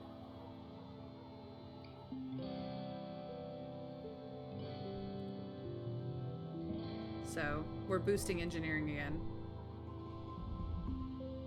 We finally got reasoning up to get a perk. So, it's time for the festival. Isn't that the projector that killed Tammy? No, the hollow projector that killed Tammy is in the children's creche. It's actually a children's toy. It is the hollow projector that projects the teddy bear. We have had mention of it a couple of times now. It's time once more for Verminalia. The mood of the colony has been muted this year, ever since the attack during Glow. Though everything is still cheerfully decorated and the feast table still heavy with food, mostly soy rations, this Verminalia just feels different in a way you can't describe. The colonists gather in the square for Governor Udicott's speech. What a year Vermenia has given us. Vertemna. Why can I not say this word? Chat, why is my my language so crap this time? I just cannot speak this week. It's weird. I stand before you so proud of everything the colony has accomplished in such a short time. I have always hoped that we would bring with us the best facets of humanity: cooperation, resilience, and creativity. And the events of this year have given me no reason to doubt my convictions. I believe I have given this woman a different voice every single time she shows up, so I apologize for that in advance. These creatures were unexpected, but I urge everyone to consider what it means for life here. If Vertemna can sustain Megafauna, then that means conditions are good for us as well. Our friends in geoponics are already working on the logistics of domesticating the wildlife. Your dad, as second cultivator, stands and gives a sheepish wave to the crowd. There's a smattering of applause. Mars elbows you. Hey, she whispers. Did you hear? My dads say Udicott's gonna announce the depot's open to the public. You shoot her a questioning look and she rolls her eyes. You know, shopping? Somewhere to spend all the kudos we've been saving up? There's gonna be candy and toys and makeup and nice-smelling soap. Not the boring kind in the communal showers. You know the concept of shopping. They do it in the holovids from Earth, especially the ones Mars likes. But you've never actually done it. The colony provides everything you need, but it would be nice to buy yourself a treat. My dad gives me an allowance, Mars says, shooting you a look of pity. Too bad your parents make you work for yours. You and Mars tune back into the speeches just as Udicott, as predicted, announces the opening of the general store at the depot. Mars gives you a knowing look as she claps. Udicott gestures for the council members to stand. Finally, the council remains unchanged from last year. We are, as always, proud to serve you and the colony as your government. The music starts up as Governor Udicott finishes. Thank you all for your hard work and your perseverance this year, she says over the ruckus. Together, we build the future. The crowd disperses and sets up for the annual Vertamiglia games. Just like last year, there's a talent show, a science fair, and bot wrestling. Now with an obstacle course. Which one do you participate in this year? Well, obviously, it's going to be the science fair. Obviously. We are pretty much no rebellion at this point. Your competitor for the science fair is, predictably, Tangent. Her project is on the tensile strength of various building materials, concluding that mushwood is the best choice when you consider not just strength, but also sustainability and ease of use. The judges want to know what you've been working on. See, I told you giving her a mushwood log would do well for her. Alright, pink candy is locked into place. Because this is a blue card and we have reached reasoning, blue cards get perks, so they are all now +1.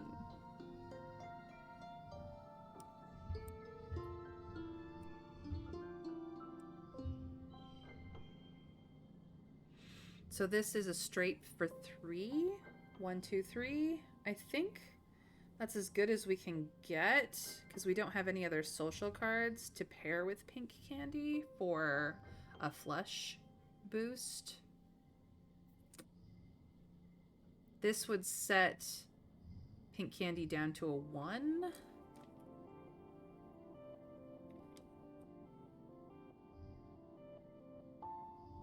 No, I think we're good for this round. Okay, it's still locked, but this time we can flush and pair it.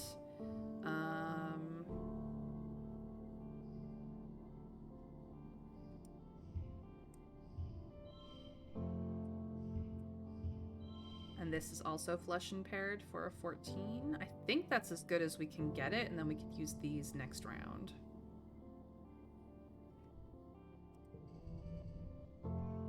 Yeah, we only need 2. So,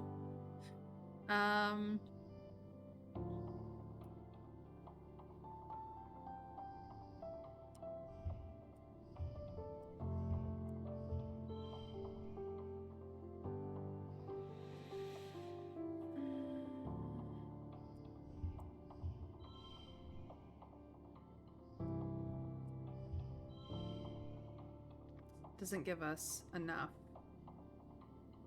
Interesting, though.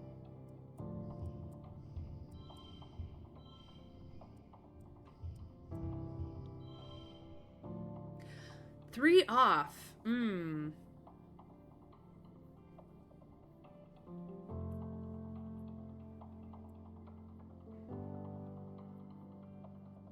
only we had that much wood right now.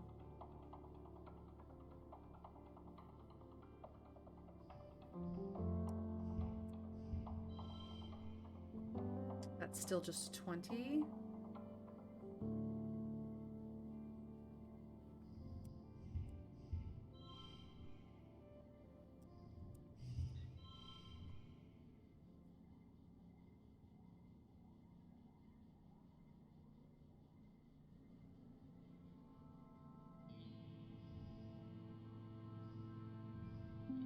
I think that's as good as I can get it.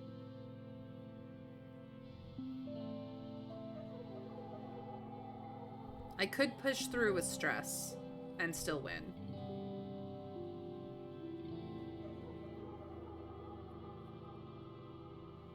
Oh, we didn't win against her last year, but it would only cost us 15 stress to push through and win it.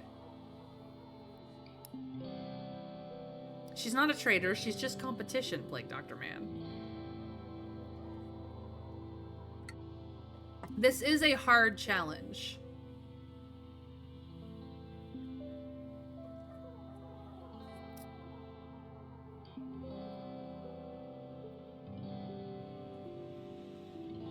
I'm gonna push through with stress. I'm not gonna give up. I'm just gonna push through. You know you gotta push, yeah. So this does give us a victory. We get plus 2 for kudos and plus 2 for reasoning because of Absorbent Brain 1, which is awesome. So that leaves us with reasoning 35 and engineering 42.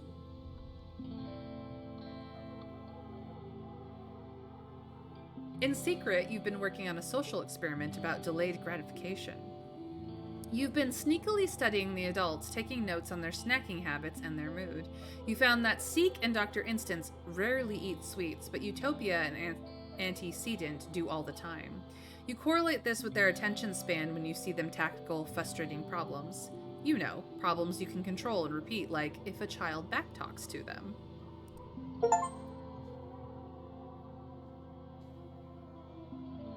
The judges are impressed with your methodology. Instance, perhaps a little begrudgingly. They award you first place. So we get Science Fair Champion on that one, as well as the status of Popular, which kudos are doubled for the next 3 months, because we are the winner.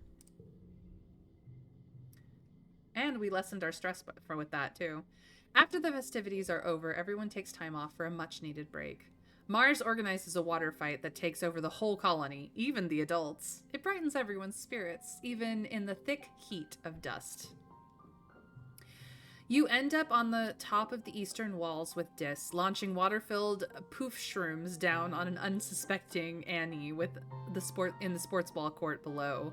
The walls seem like a neat place to hang out and relax, much quieter than the lounge if you're looking for some solitude. So now we can relax on the walls in the garrison. Early dust becomes mid-dust, of course. And we finally get told about the new perk, which we just used. So now we can finally go spend kudos. I just want to check out relaxing on the walls. Okay, so that does give us friendship with Dis.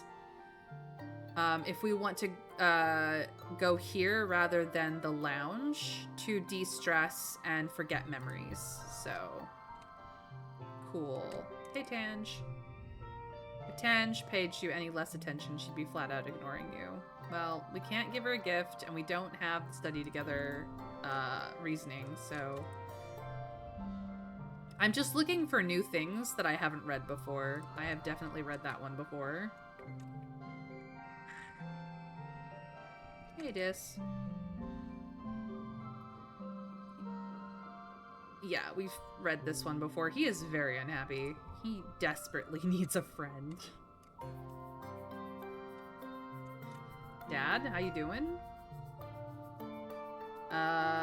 Yep, we've read this one. Mom is probably busy. You learned at a young age not to sneak up on your mom. She's jumpy and gets kind of mean if someone surprises her. That's just how she's always been, and you never questioned it. You always make sure to walk a little more heavy when she hasn't noticed you yet. We also don't have the organizing to tell her what we learned today, although that would make her happy. Cal is doing some stretches in an open area of the garden. One of my mom's boyfriends is teaching me yoga, he says, looking at you from upside down. I can already do child pose and downward dog. He flops over and lies on his back. This one is my favorite, though. I don't blame him. Anything new from Mars? Nope. Okay. Any collectible? Not that I'm seeing.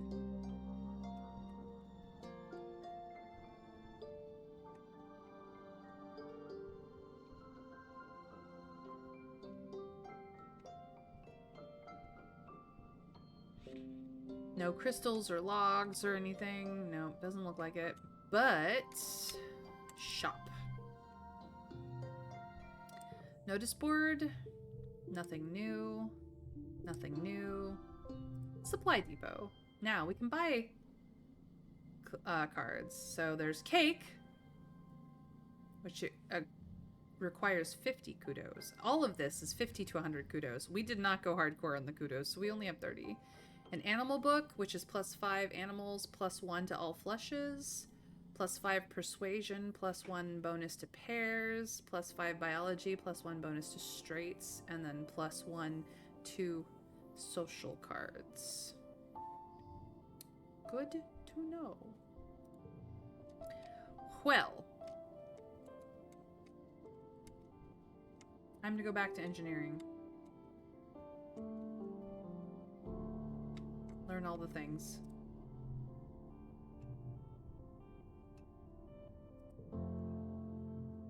Another matheneering description.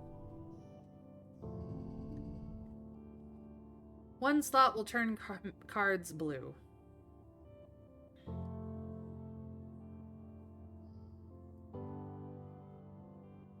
Interesting.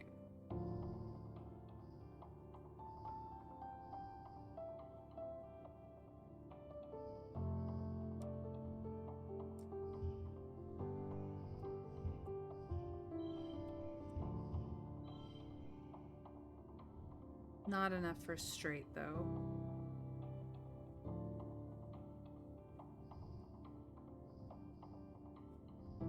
Interesting. Could, however...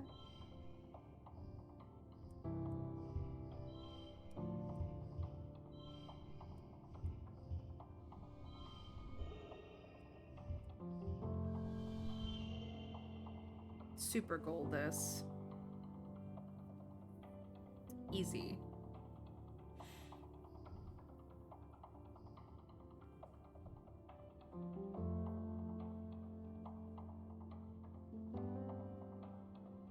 See, the thing is that my 3 is already a blue. It's awkward that the card becomes a mental blue card is in that position.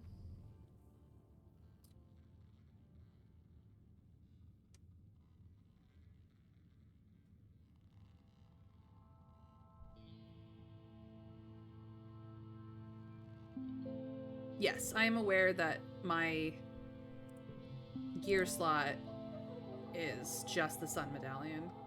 I don't have any other equipment anyway at this point, so...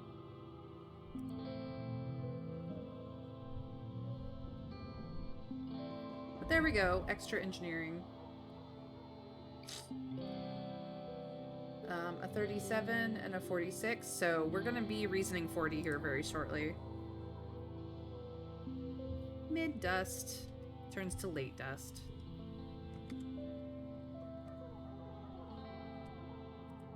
Anything new here? Nope. You're just very good at running, which is fine. As expected.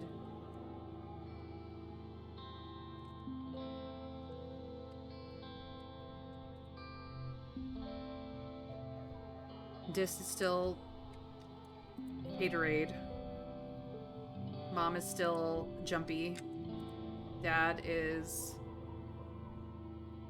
still giving us flowers.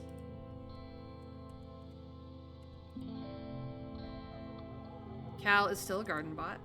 Cool, cool, cool. Mars is still unhappy about school. That's fine. Alright, Tange, what's up? Tangent is deep in conversation with one of the other scientists. He seems to be consoling her, though Tangent's face betrays no emotion as he clasps her on the shoulder and reassures her that she's doing really well for someone so young, and that everyone compromised some of their samples when they were first learning. He leaves, and Tangent sighs as she goes to put her head in her hands, stopping short when she realizes she's still wearing gloves. She peels them off and digs her fingers into her eyes. Hey, are you okay, Tangent? I'm fine, Tangent replies immediately. I compromised an experiment I was working on because the vent was still opened when I was spraying the workstation down with sanitizer. She sniffs. It's so gross here, she says. I probably did that fungus a favor. Tangent takes a bottle of sanitizer from under her workbench and cleans while she speaks. There are pollen spores everywhere, she whines, and he comes over here and tells me it'll be okay, Tange, like it's his job to console and patronize me. We could agree with her emotionally to show her that she's not alone. We could question her logic on an adult trying to console her, Or we could remind her that it is okay to make mistakes, because that's how you learn. So, do we empathize? Or do we remind? Option 1. Plague Doctor wants us to remind. Trav says empathize. Bramble says, I have to remind people it's okay to make mistakes so many times. Agreed. It is how we learn. You have to make the mistake so you can learn how not to make the mistake again.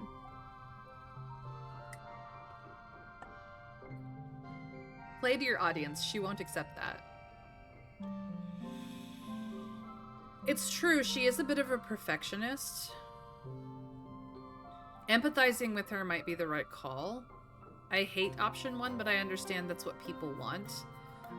Bramble, that's because you are not an empathizer, whereas I know that if you let people feel their feelings, they process them faster and get over it sooner.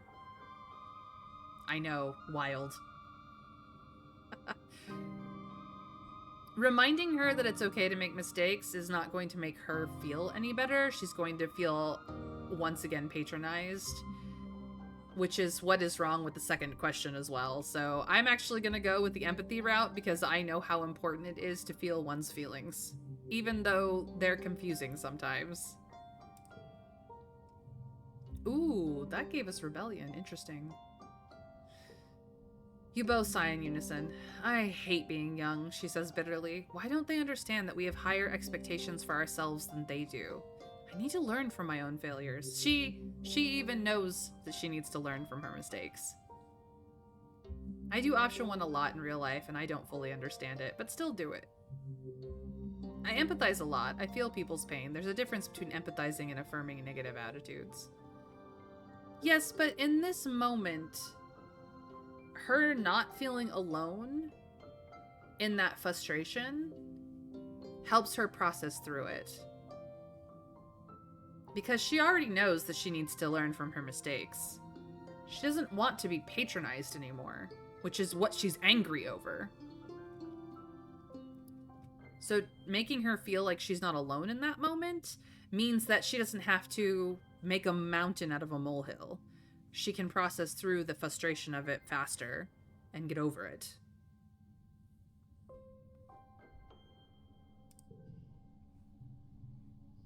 Tangents focus. +1 if this has the highest value. Nice. What I don't need, she continues icily, is someone to pat me on the head and tell me it's okay and the adults will make it better. I messed up, she says. Let me fix it. Don't make a big deal about it like I'm a child with a boo-boo. See, this is, she needs to process through this. My main problem is there wasn't an empathy option that didn't involve enabling her to be self-righteous and arrogant.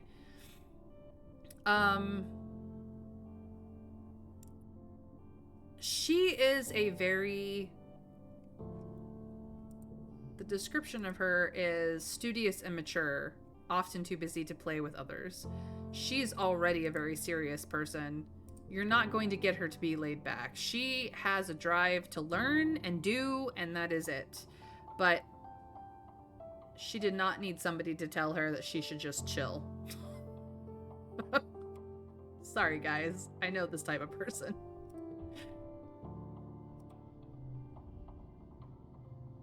Yeah, we can't give her a gift, and we can't study with her, so...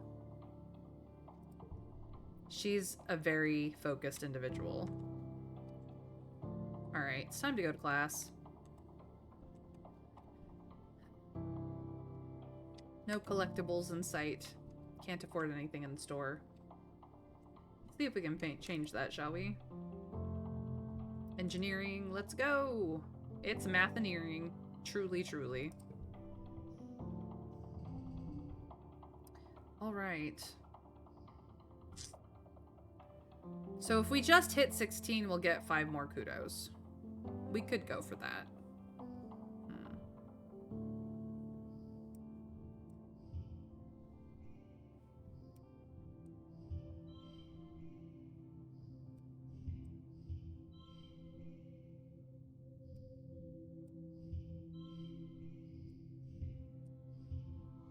That gives us 18, though. If I do this... That's a 21. Okay. What if I do this?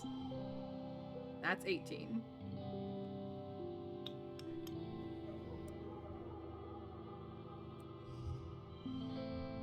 There we go. 16 on the nose.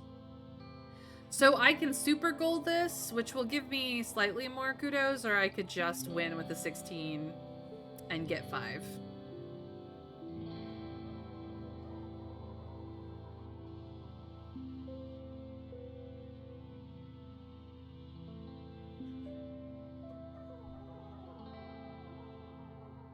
Well, I'm kind of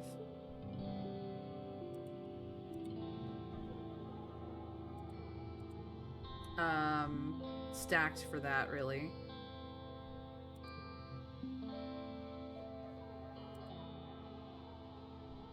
Okay. That's not what I was hoping for.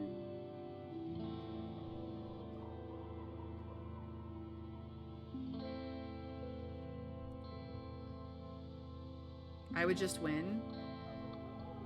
I mean, do we want the 5 kudos, or do we want the extra skill points? Like, that's the difference between things.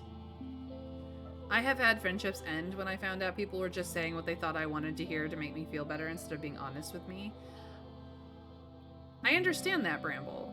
Like, I'm not being any less honest with Tangent to say, hey, I understand you. I get it. I'm empathizing with you. I understand how that feels. Because I do. It's not a dishonest thing. And it's not just to say what she thinks, or what I think she wants to hear. I am legitimately going, hey, Tangent, I totally understand that being this young sucks, because nobody takes this as seriously as we would like them to. She doesn't quite understand that us being this young and us not having to deal with more than being patronized for making a mistake is a blessing, not a curse. The skill points seem more valuable. Yeah. I feel the same way, because there's nothing in the store that really makes me want. So, quite honestly,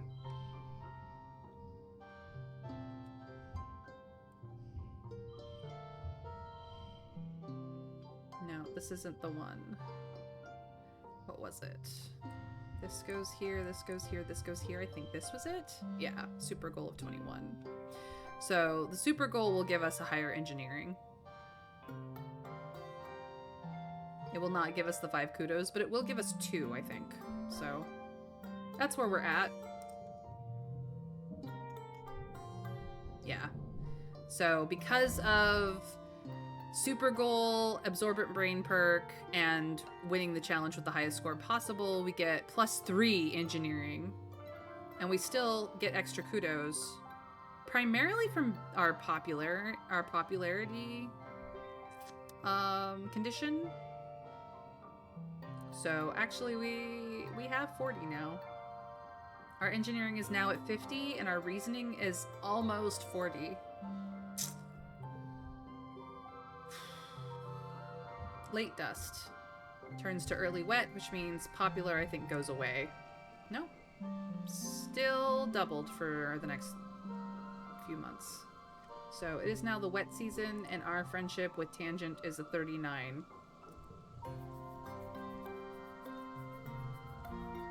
We are 1 point away from being able to study together. Next class. And then she'll want it even higher. Hey, Dad. You spot your dad lying on the ground in the soft grass, looking up at the sky. He zooms his hand across his field of vision like a spaceship, then looks over with a dreamy smile. Hey, kiddo, he says. Sometimes I can't believe we're back on solid ground. After 20 years in space, it still doesn't feel real. Aw, Dad. Your mom looks up from her planting. What is it, Mayrin? Unless you're here to work, I'm busy. Alright, nothing new from Mom. Cal? We've read this one before. This. Dis is standing outside the cover of the walls, his face turned to the rain and arms outstretched wide. He's soaked to the bone, and his clothes cling to his tiny frame. This planet is wild, he shouts over the driving beat of the rain. You can't stop it, it just is. Wild indeed. Anything new here? Nope. She's very good at running. Probably nothing new from Mars. Oh, there's a mushwood log.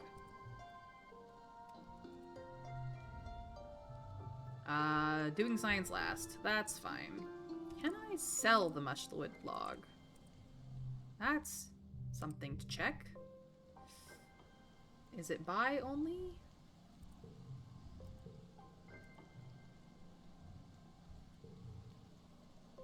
Looks like it's buy only.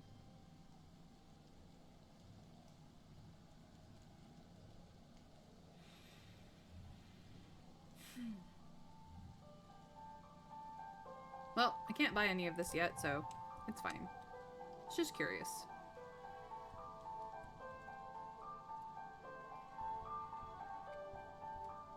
Onward to engineering. The colony's robots are definitely feeling the strain of life on Vertumna.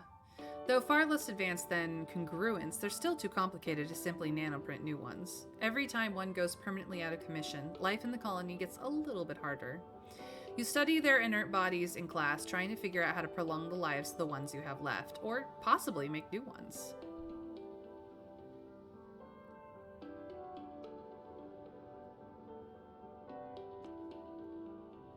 I focused more on kudos if I knew that I had a gear slot to put things in. I assume that some skills unlock those slots. 3 locked slots, 3 skill categories, reasonable, but which skills and when we will get them. I also need to keep reminding myself that these choices are being made by fellow 10-year-olds. Yes, Bramble. 10, 11, and 12-year-olds, really. We are currently 11 in year 2 of this game. Tangent and Dis are a year younger than us. Cal is a year older than us. Other people's ages vary across the board. But yes. So when I was talking about rebelling and dragging everyone back to the Stone Age, I was clearly talking about joining with Dis. Yes, absolutely. Alright, time to try and fix some bots, if we can.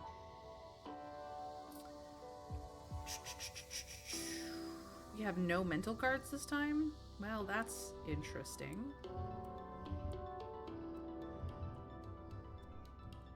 What was that? I don't know.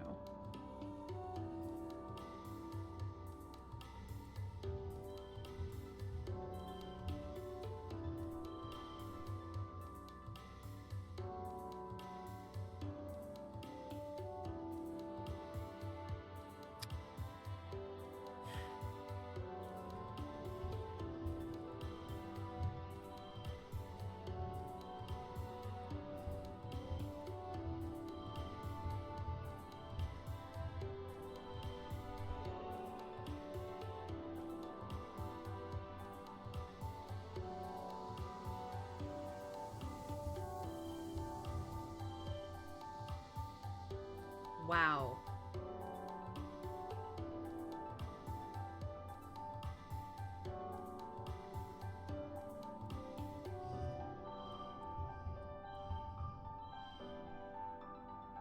Interesting.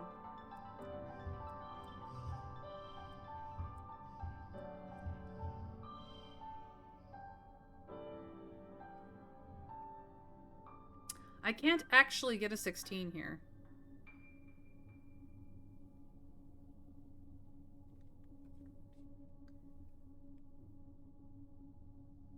I mean, I suppose I could do that, yeah. Move this over and do this. That'll give me a super goal. It won't actually get me a 16. The unchangeable was a red herring.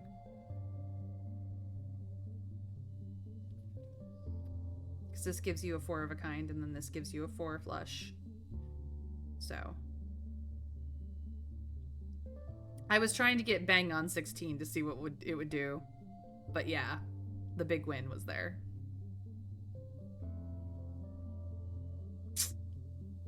I was just curious to see if I could make 16. The answer was no. Absolutely not. But this will get us the super goal for the extra engineering, which is fine. So we should have reasoning up to 40. Yep, 41. And engineering up to 54. Our stress is now at 70, but our kudos are now 50, so we can afford something if we want.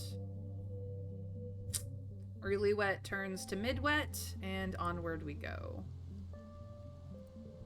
But now we can study together with Tangent.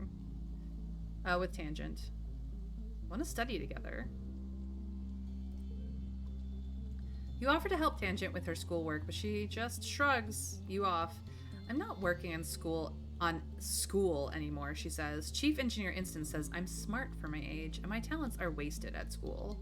She opens her holopalm and shows you some of her lab notes. Ugh, so much work, though, she complains. Honestly, maybe it would be better to be like everyone else. Unintelligent people seem happier. Gems matter for other cards. We don't have a lot of cards with gems yet. However, we do get friendship with Tange and more reasoning, so 42 to 54. Just then, Annie and a Crush kid go tearing by with a sports ball, hollering at the top of their lungs. Tang shudders. On second thought, forget I said that. I'll keep being smart, thank you.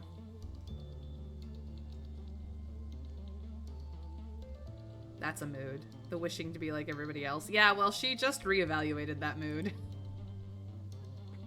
Certainly a vibe, though. Annie looks out from under the dugout awning and scowls. Stupid rainy season, stupid planet, she grumbles. I just want to go play. Yeah, I understand. It's kind of wet. Hey, Cal.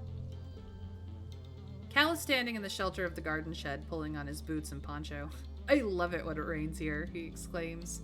Everything gets all muddy and slippery, and nobody says, Cal, why are you so dirty? Go take a shower. That's fair, Cal. Yeah, still trapped here. I'm sorry, Dis. He needs a friend so bad. Hey, Dad. Your dad is completely drenched from the seasonal rains out in the fields, far from any sort of shelter. Hey, Stardust, he greets you. Wet enough for you? Sure is, Dad. Don't you have something you should be doing right now, Mayrin? Yeah, Mom, let me get right to that.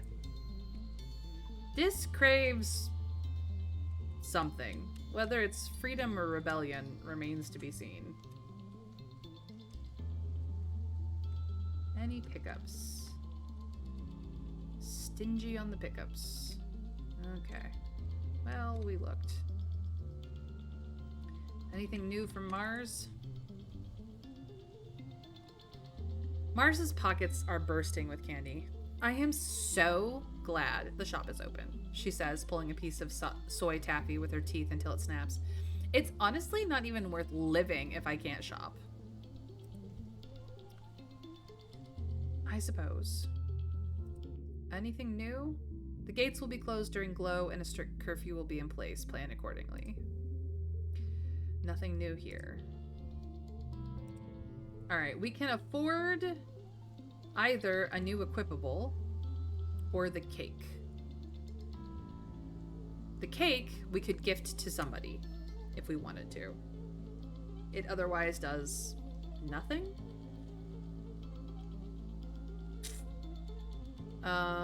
Well, it has a 2, so it's worth a 2, I guess. I'm not entirely certain.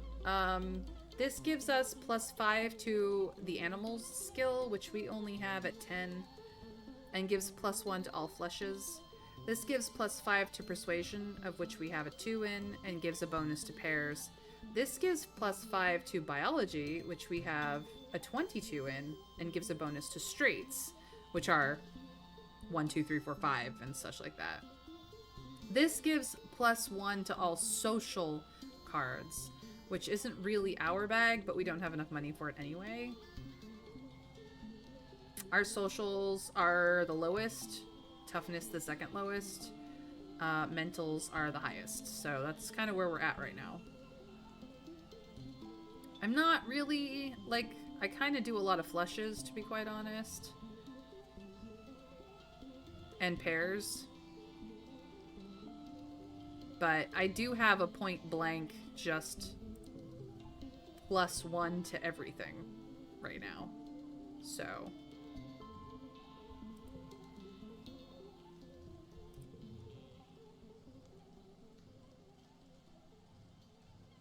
I think we will pass. I'm not really fussed about any of the skills those would give. I bet that more cards become available if you stat up or get various events. Might be worth saving, although the trowel isn't bad. It isn't bad. It isn't great either. I kind of like the medallion better. We're still not stressed enough for me to not go to school. So, to school we go. Engineering, let's go. The classroom's projector breaks down again, so we're going to fix it. Let's get to work. Alrighty then.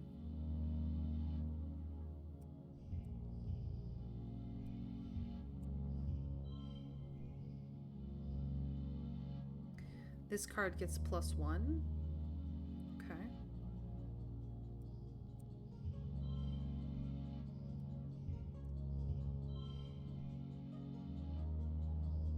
But this is unchangeable. So it does not get a +1. However,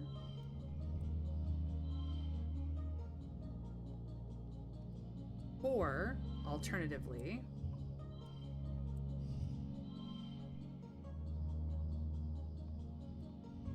and then a pair.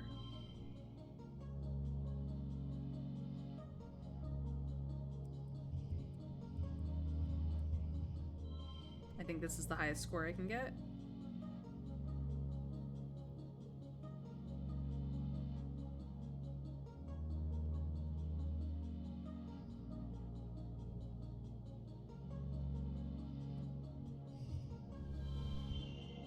No, this is the highest score I can get. Which is a super goal. Which will bump up engineering. Like, we're maxing out engineering at this point. So, I'm gonna super goal this, because yes.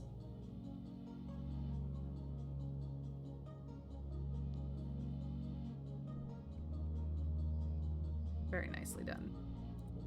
We win!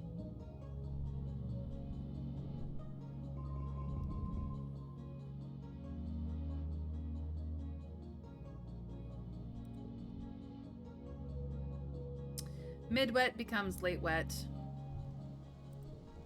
We are almost to glow season.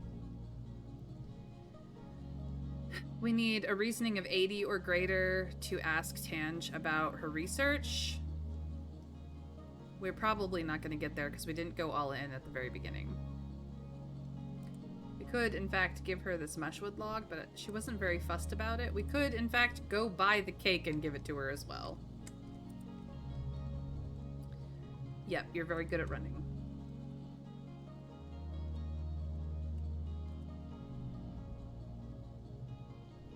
You should have thought about how babies were made, Cal, yes.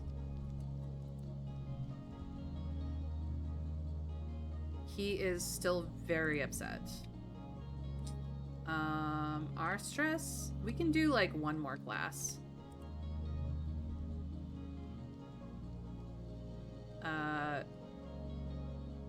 Dad is just very much in love with our mom. Still. Mom is busy.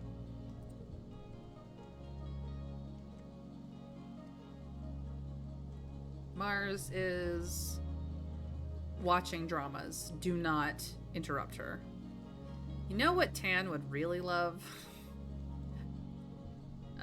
Cake?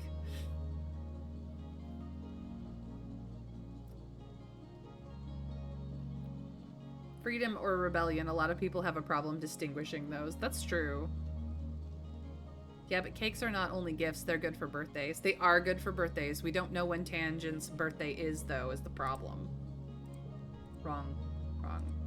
See, we know she had what her augment is, but not when her birthday is. Which is the problem. The only birthday who we know is ours. Month 3 of wet. and Mars's, which is month 1 of wet. She's early wet. So we could thanks PP for the lurk. I do appreciate it. I know that you are also streaming right now, so I hope your streaming is fun. Tange would really love a gun. I don't know about that. She might like the physics of a gun, though. But if we bought the cake, we could still give it to her. I don't know if buying the cake would be worth it, though. What season is it now? Also, Tan's birthday is going to be the same as Dis's. We don't know Dis's birthday either, unfortunately, because they are twins.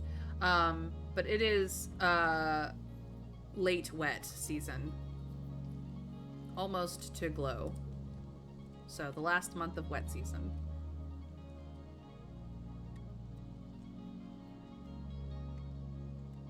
Things happen in glow.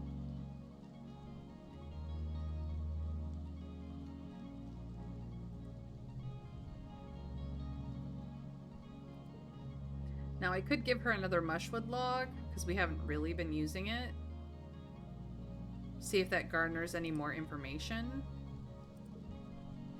We might know more about our friends if we spent more time in the lounge, honestly. Give her cake now, not sure how much she'll like it, but it's not tech, but maybe. I mean, I don't think we can give equipables. Out of all the equipables, the gardening trowel might be the only thing she likes, but Cal would like that more. Maybe the book, honestly, but again, Cal. Mars. Or maybe Dis, I don't know. This probably would be absolutely something that she would like because it's a piece of tech, the photo honor. The photo honor. The photop honor? I don't know. Sure, I'll buy it. Yep. Take all my kudos. Thank you. I now have cake.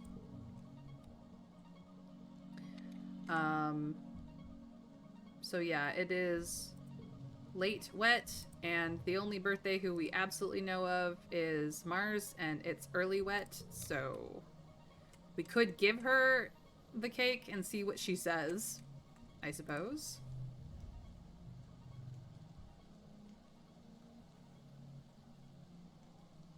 Photo phoner? Probably. Shall we tempt fate?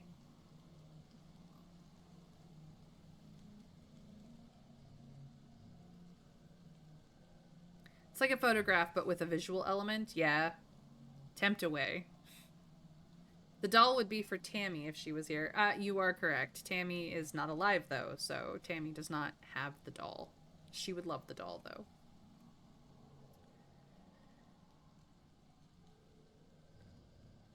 Alright, cake it is. Holy shit, it was her birthday. Which means we know her birthday is late wet, which means we also know Dis's birthday. It did not update it here, but they're twins, so. You've remembered my birthday, she says, taking the cake and immediately setting it down on a side counter far away from any specimens. I don't eat desserts, but it's the thought that counts. Let's go. Good job, chat. I'm very proud of all of you, because I did not expect this to work, but it worked out really well. So our friendship with Tangent is now at 47 over Cal. You know what? I'm gonna give Diz a present because it is also his birthday. Have a log. Dis blinks owlishly at your gift. Is it my birthday? I almost forgot. I hate it when people make a big deal about my birthday, but this is nice. Thank you. So we didn't get a lot of friendship with Dis. I was hoping for a little bit more, but hey man, it was your birthday. Have a log. I know, the poor boy. I feel so bad for him. He needs a friend so bad. Yeah, that makes sense. He seems to like the outside more for it being not here than because he's a nature lover, but still, yeah. He's the rebellion one, absolutely. Let's go to class and get the last bit of stress before glow season. Hoo boy. More engineering. You help the younger students with their architecture work, and by that you mean you help them scavenge a bag of random spare parts and adhesives from around the colony and challenge them to make the tallest structure possible. When that's predictably a disaster, you tell them to make the most structurally sound one instead. Yes. Giving him that log should come along with, hey, let's break curfew and build a campfire. Well, it's wet season, so it's raining all the time, Bramble. I don't think that will work quite so well. This one is locked, so we have to make use of it, which we can.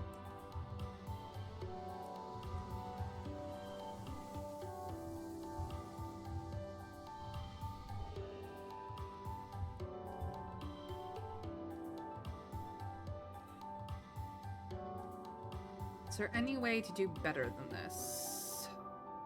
I mean, does this make any noticeable change? No, it's still a 19.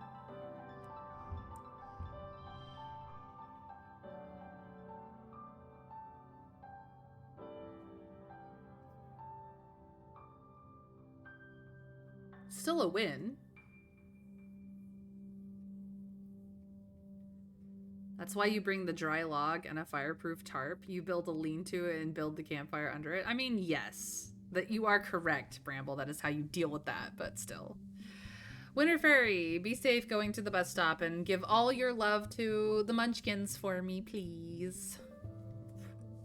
Wait, those center 3 need total 3? No, you get +3 for a flush of 3. They're the same. They're 3 cards the same color, so they give you +3. This is for 3 of a kind because there's 3 ones, and this is for a flush 2. So, plus all of the points that they actually exist as. We could maybe do this, see if that changes anything. That's a point less. So, oop, I could probably do this. That's the same amount. Like, it's a 19 either way.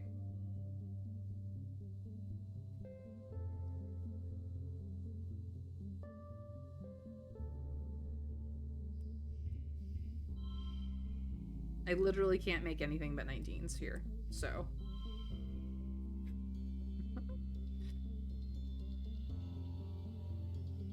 Yeah.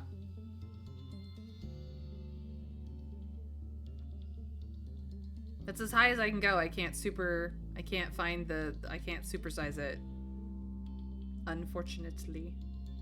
This one is locked in place. I cannot move it, so. Whether I have 2 2s or 3 1s, it all comes down to the same.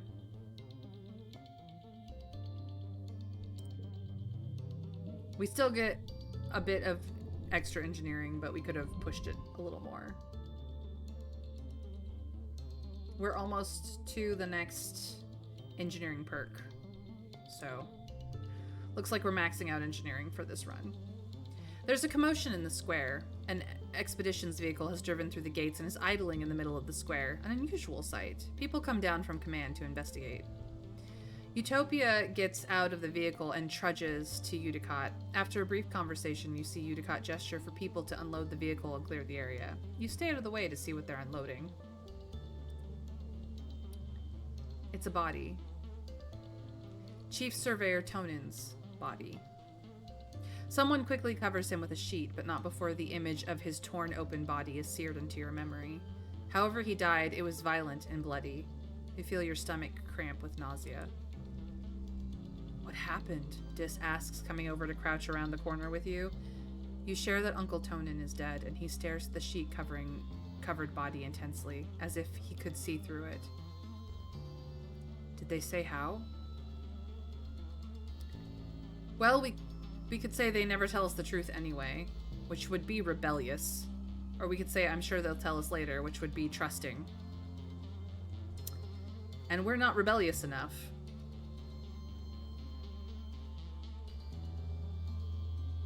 There's always a bonus for matching the goal exactly? Yes, there's always a bonus for matching the goal exactly. It's just a kudos bonus, which we don't necessarily care about. The first one? I mean, that will probably raise our friendship with Dis, but it will also raise our rebellion. Do we care about that? I don't know. This might actually make him mad at us. Never mind. The first one. Yeah, see, this just rebellion.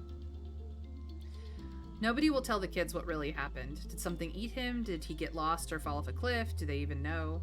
Dis nods, frowning. They don't want us to know about the monsters. Or other, worse stuff. They want us to think everything is fine, but it's not. This planet isn't as nice as they say it is. He shakes his head. They hate that they can't control us. You're a kid. You should be a little rebellious. You and Dis watch the adults carry Uncle Tonan's body away. From the way he's practically vibrating, you can tell Dis wants to ask more questions about what happened. After a few awkward minutes, he sneaks away without saying anything, probably to try and go take a look at the body. At least Tammy isn't around to see this, you think. At least they're together now, wherever people go when they die. Yeah, Uncle Tonan was Tammy's dad.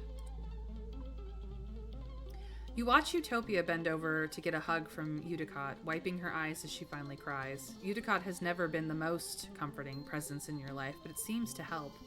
Utopia will probably be the next chief surveyor. At 24, she'll be the youngest council member. She was only a toddler when the stratosphere left Earth. Apparently, her sharp eye and hoverbike flying skills are the best in the expeditions.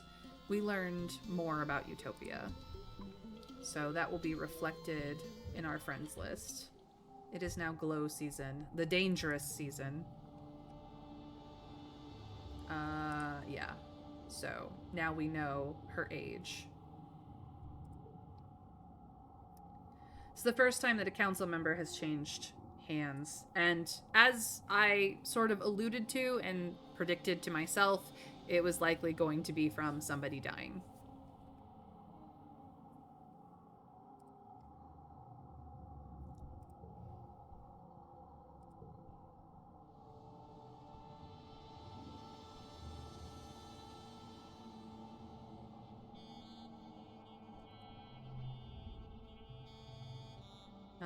This is nothing new from Annie.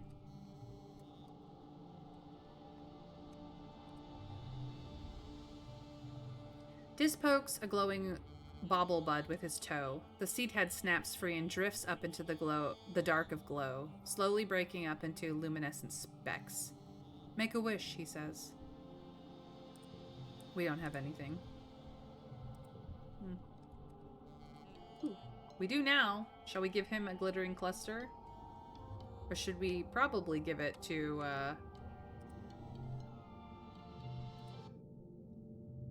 we should probably give it to, Tangent. If we can find her. So yeah, the food shortfall is low. The colony security rating is red. The gates will be closed during glow. Nobody's going out. And the chief surveyor has become Utopia. Officially. Anything new? Nope. We can buy more cake. We can't afford it. Alrighty then. Your mom gives you a stern look. Be careful, she warns. Now that we know for a fact that it isn't safe out there during glow, I won't have you venturing close to the walls. Stay where I can see you, close to the ship. Okay, Mom. And then I go immediately to the wall. My rebellion. You're way too scared to go outside during glow season, and besides, the gates are closed. We would need a toughness or a bravery of 20 or greater. But, as you can see, instead of Tonin at the gates, it is Utopia now. Nothing new in the bestiary. So, We are too stressed to go to class, but we could relax on the walls with Dis and make friends with him a little bit. Which I'm gonna do, because the boy needs a friend. Holy shit. After the first attack on the colony, they added lookout towers to the walls. Now you have a place to hang out if you don't feel like working, and because it's all the way up here, no adults are going to come ask you to run any errands for them. On rainy days, you take shelter under the pavilions and listen to the pitter-patter of warm raindrops on the grass roof. You can do whatever you want. Ah, this is the life. We're gonna say it's a good place to study, because that's our... We're a mental type of gal, so that's really what we come up here for. Heck yeah, reasoning, let's go. You pack your you pack your books, essentially. The wall is a great vantage point to examine the wild jungle outside the colony. Your independent study even counts towards class credits without having to actually be in class. Holoculars, they're binoculars. They're just hollow binoculars. I had to think about that. Oh, hey, Mayrin. Dis pops his head up a nearby letter and looks surprised to see someone else here. Do you mind if I sit here? Sure, there's plenty of room. All binoculars are hollow? Well, it's not so much that they're hollow, so much as that they're holographic. Good job, though, Bramble. Glow season is very pretty. Yay, more friendship for this boy who definitely needs it. So, we have a friendship of 8, which is not saying much, but at the very least, we're making friends. The two of you dangle your feet off the side and watch the valley below. Dish shuffles a little uncomfortably and doesn't say much. You wonder if this is his private spot to be alone before you discovered it. So we made even more friendship with Dis, which is good. We're keeping this. First steps we can finally get rid of, because we do have a duplicate of that.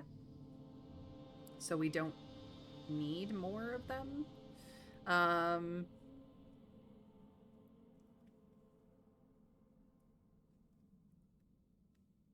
After this, let's hope that some of the zeros outside of Absorbent Brain show up, because we like Absorbent Brain. We like it a lot. But I'm keeping Hop Ifex.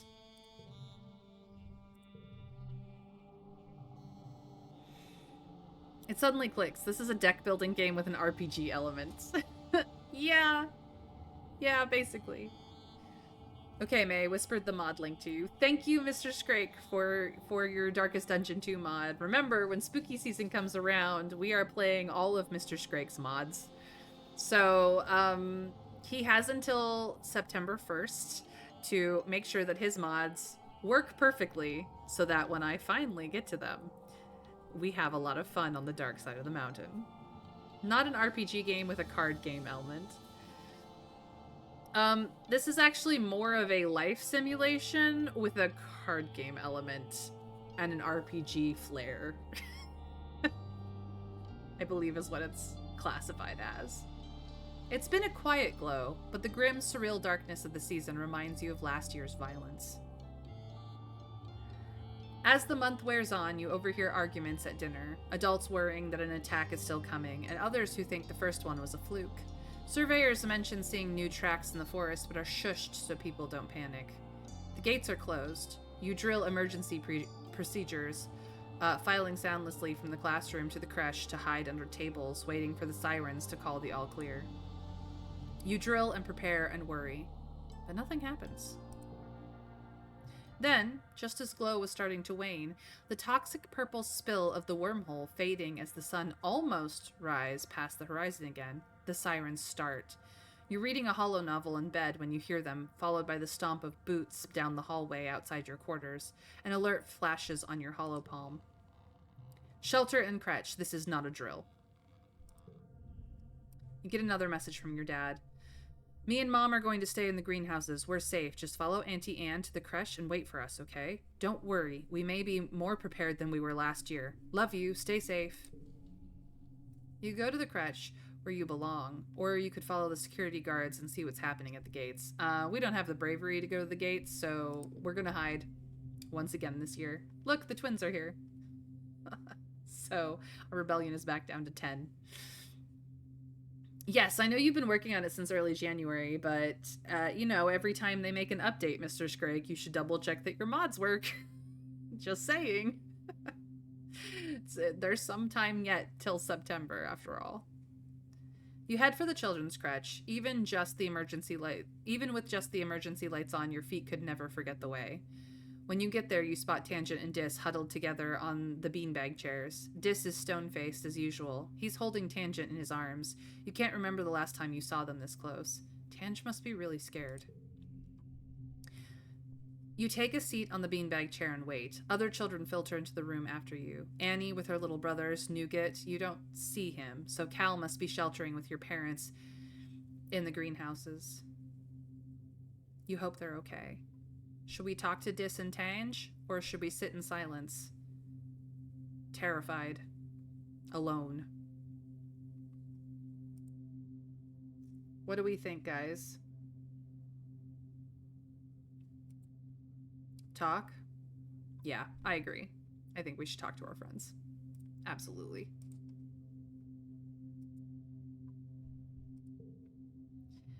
It's so dumb they won't let us outside, Dis grumbles. We live here too. We deserve to know what's going on. They're treating us like little kids. I'm not even scared.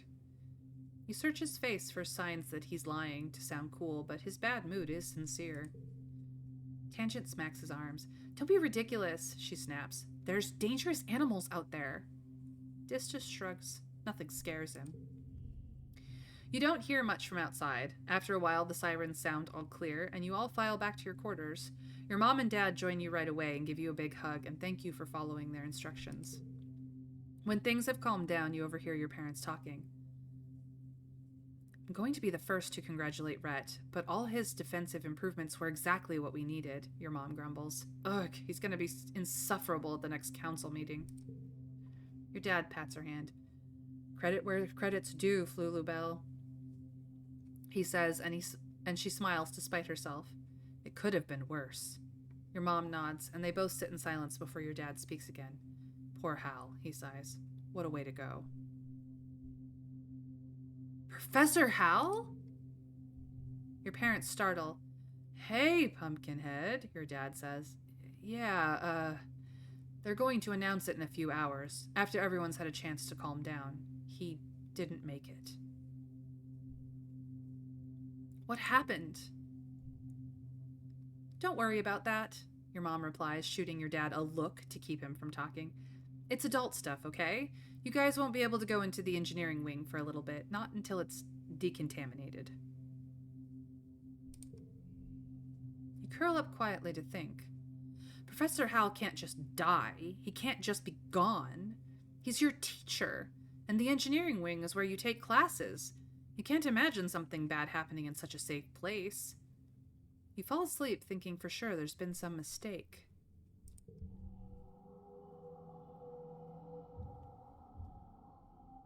It is now early quiet. So, another year has passed. We have... I'm not sure what minus 22 kudos means, but minus 50 stress and plus 10 loyalty. Maybe it's... I don't know. Our reasoning has gained 26 points, our organizing gained +1, and our engineering +41. These are all the cards we have earned over this year. We have grown in friendship the most with with Tangent, with Dis, with Cal, and we have lost friendship with Mars. But we are now 12. So this is what happened during the year of age 11. We managed to get a single full year done in one single stream this time. So that does mean that I am picking up the pace to see how this game is going to pan out. We do know we've had glimpses of the future, as it were, of things up and coming that could go very, very badly. But I think this is where I will end the stream. So we're going to start age 12. And then we're gonna do a cheeky save, because new save, who dis? Stream, if I can spell to, or type. And this is where we will leave it. So I thank you guys for joining me on the adventures of Mayrin as an exocolonist, a teenaged exocolonist. But we are going to be playing this for the next bit, and as always, I'm May, and I stream Monday through Friday at 1 p.m. Eastern US time. With the time zone shift in the US, for those of you who try to catch me live, please put on notifications and follow either here or on Blue Sky so that you always know when I go live.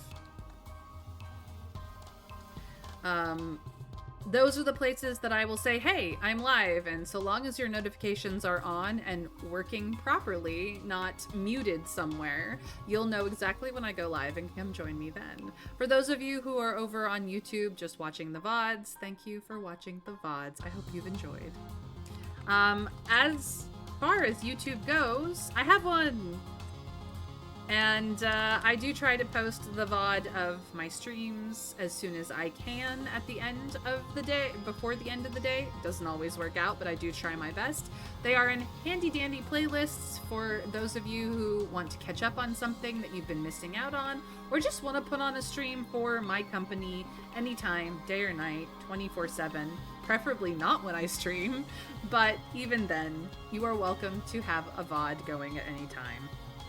The handy-dandy playlists are so that you have the same game all in one place, and you can keep track of what you've seen and what you haven't, etc. and so on. I do it primarily just to give back to those who support me.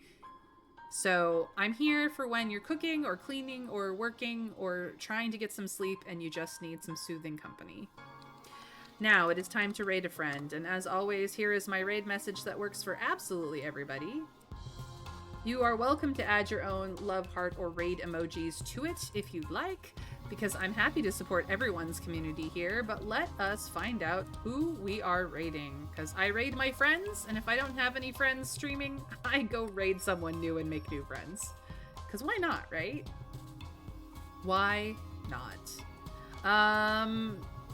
Psycho Phoenix, aka PP, is playing Final Fantasy VI. Let us go support her in all of her Final Fantasy efforts while she is having fun there. So thank you guys for joining me today. I hope the rest of your day is fantastimagical, and I will be back again tomorrow at 1 p.m. Eastern US time for more I Was a Teenage Exocolonist. Until then, take care, and now we raid in 3, 2, 1. Bye, guys.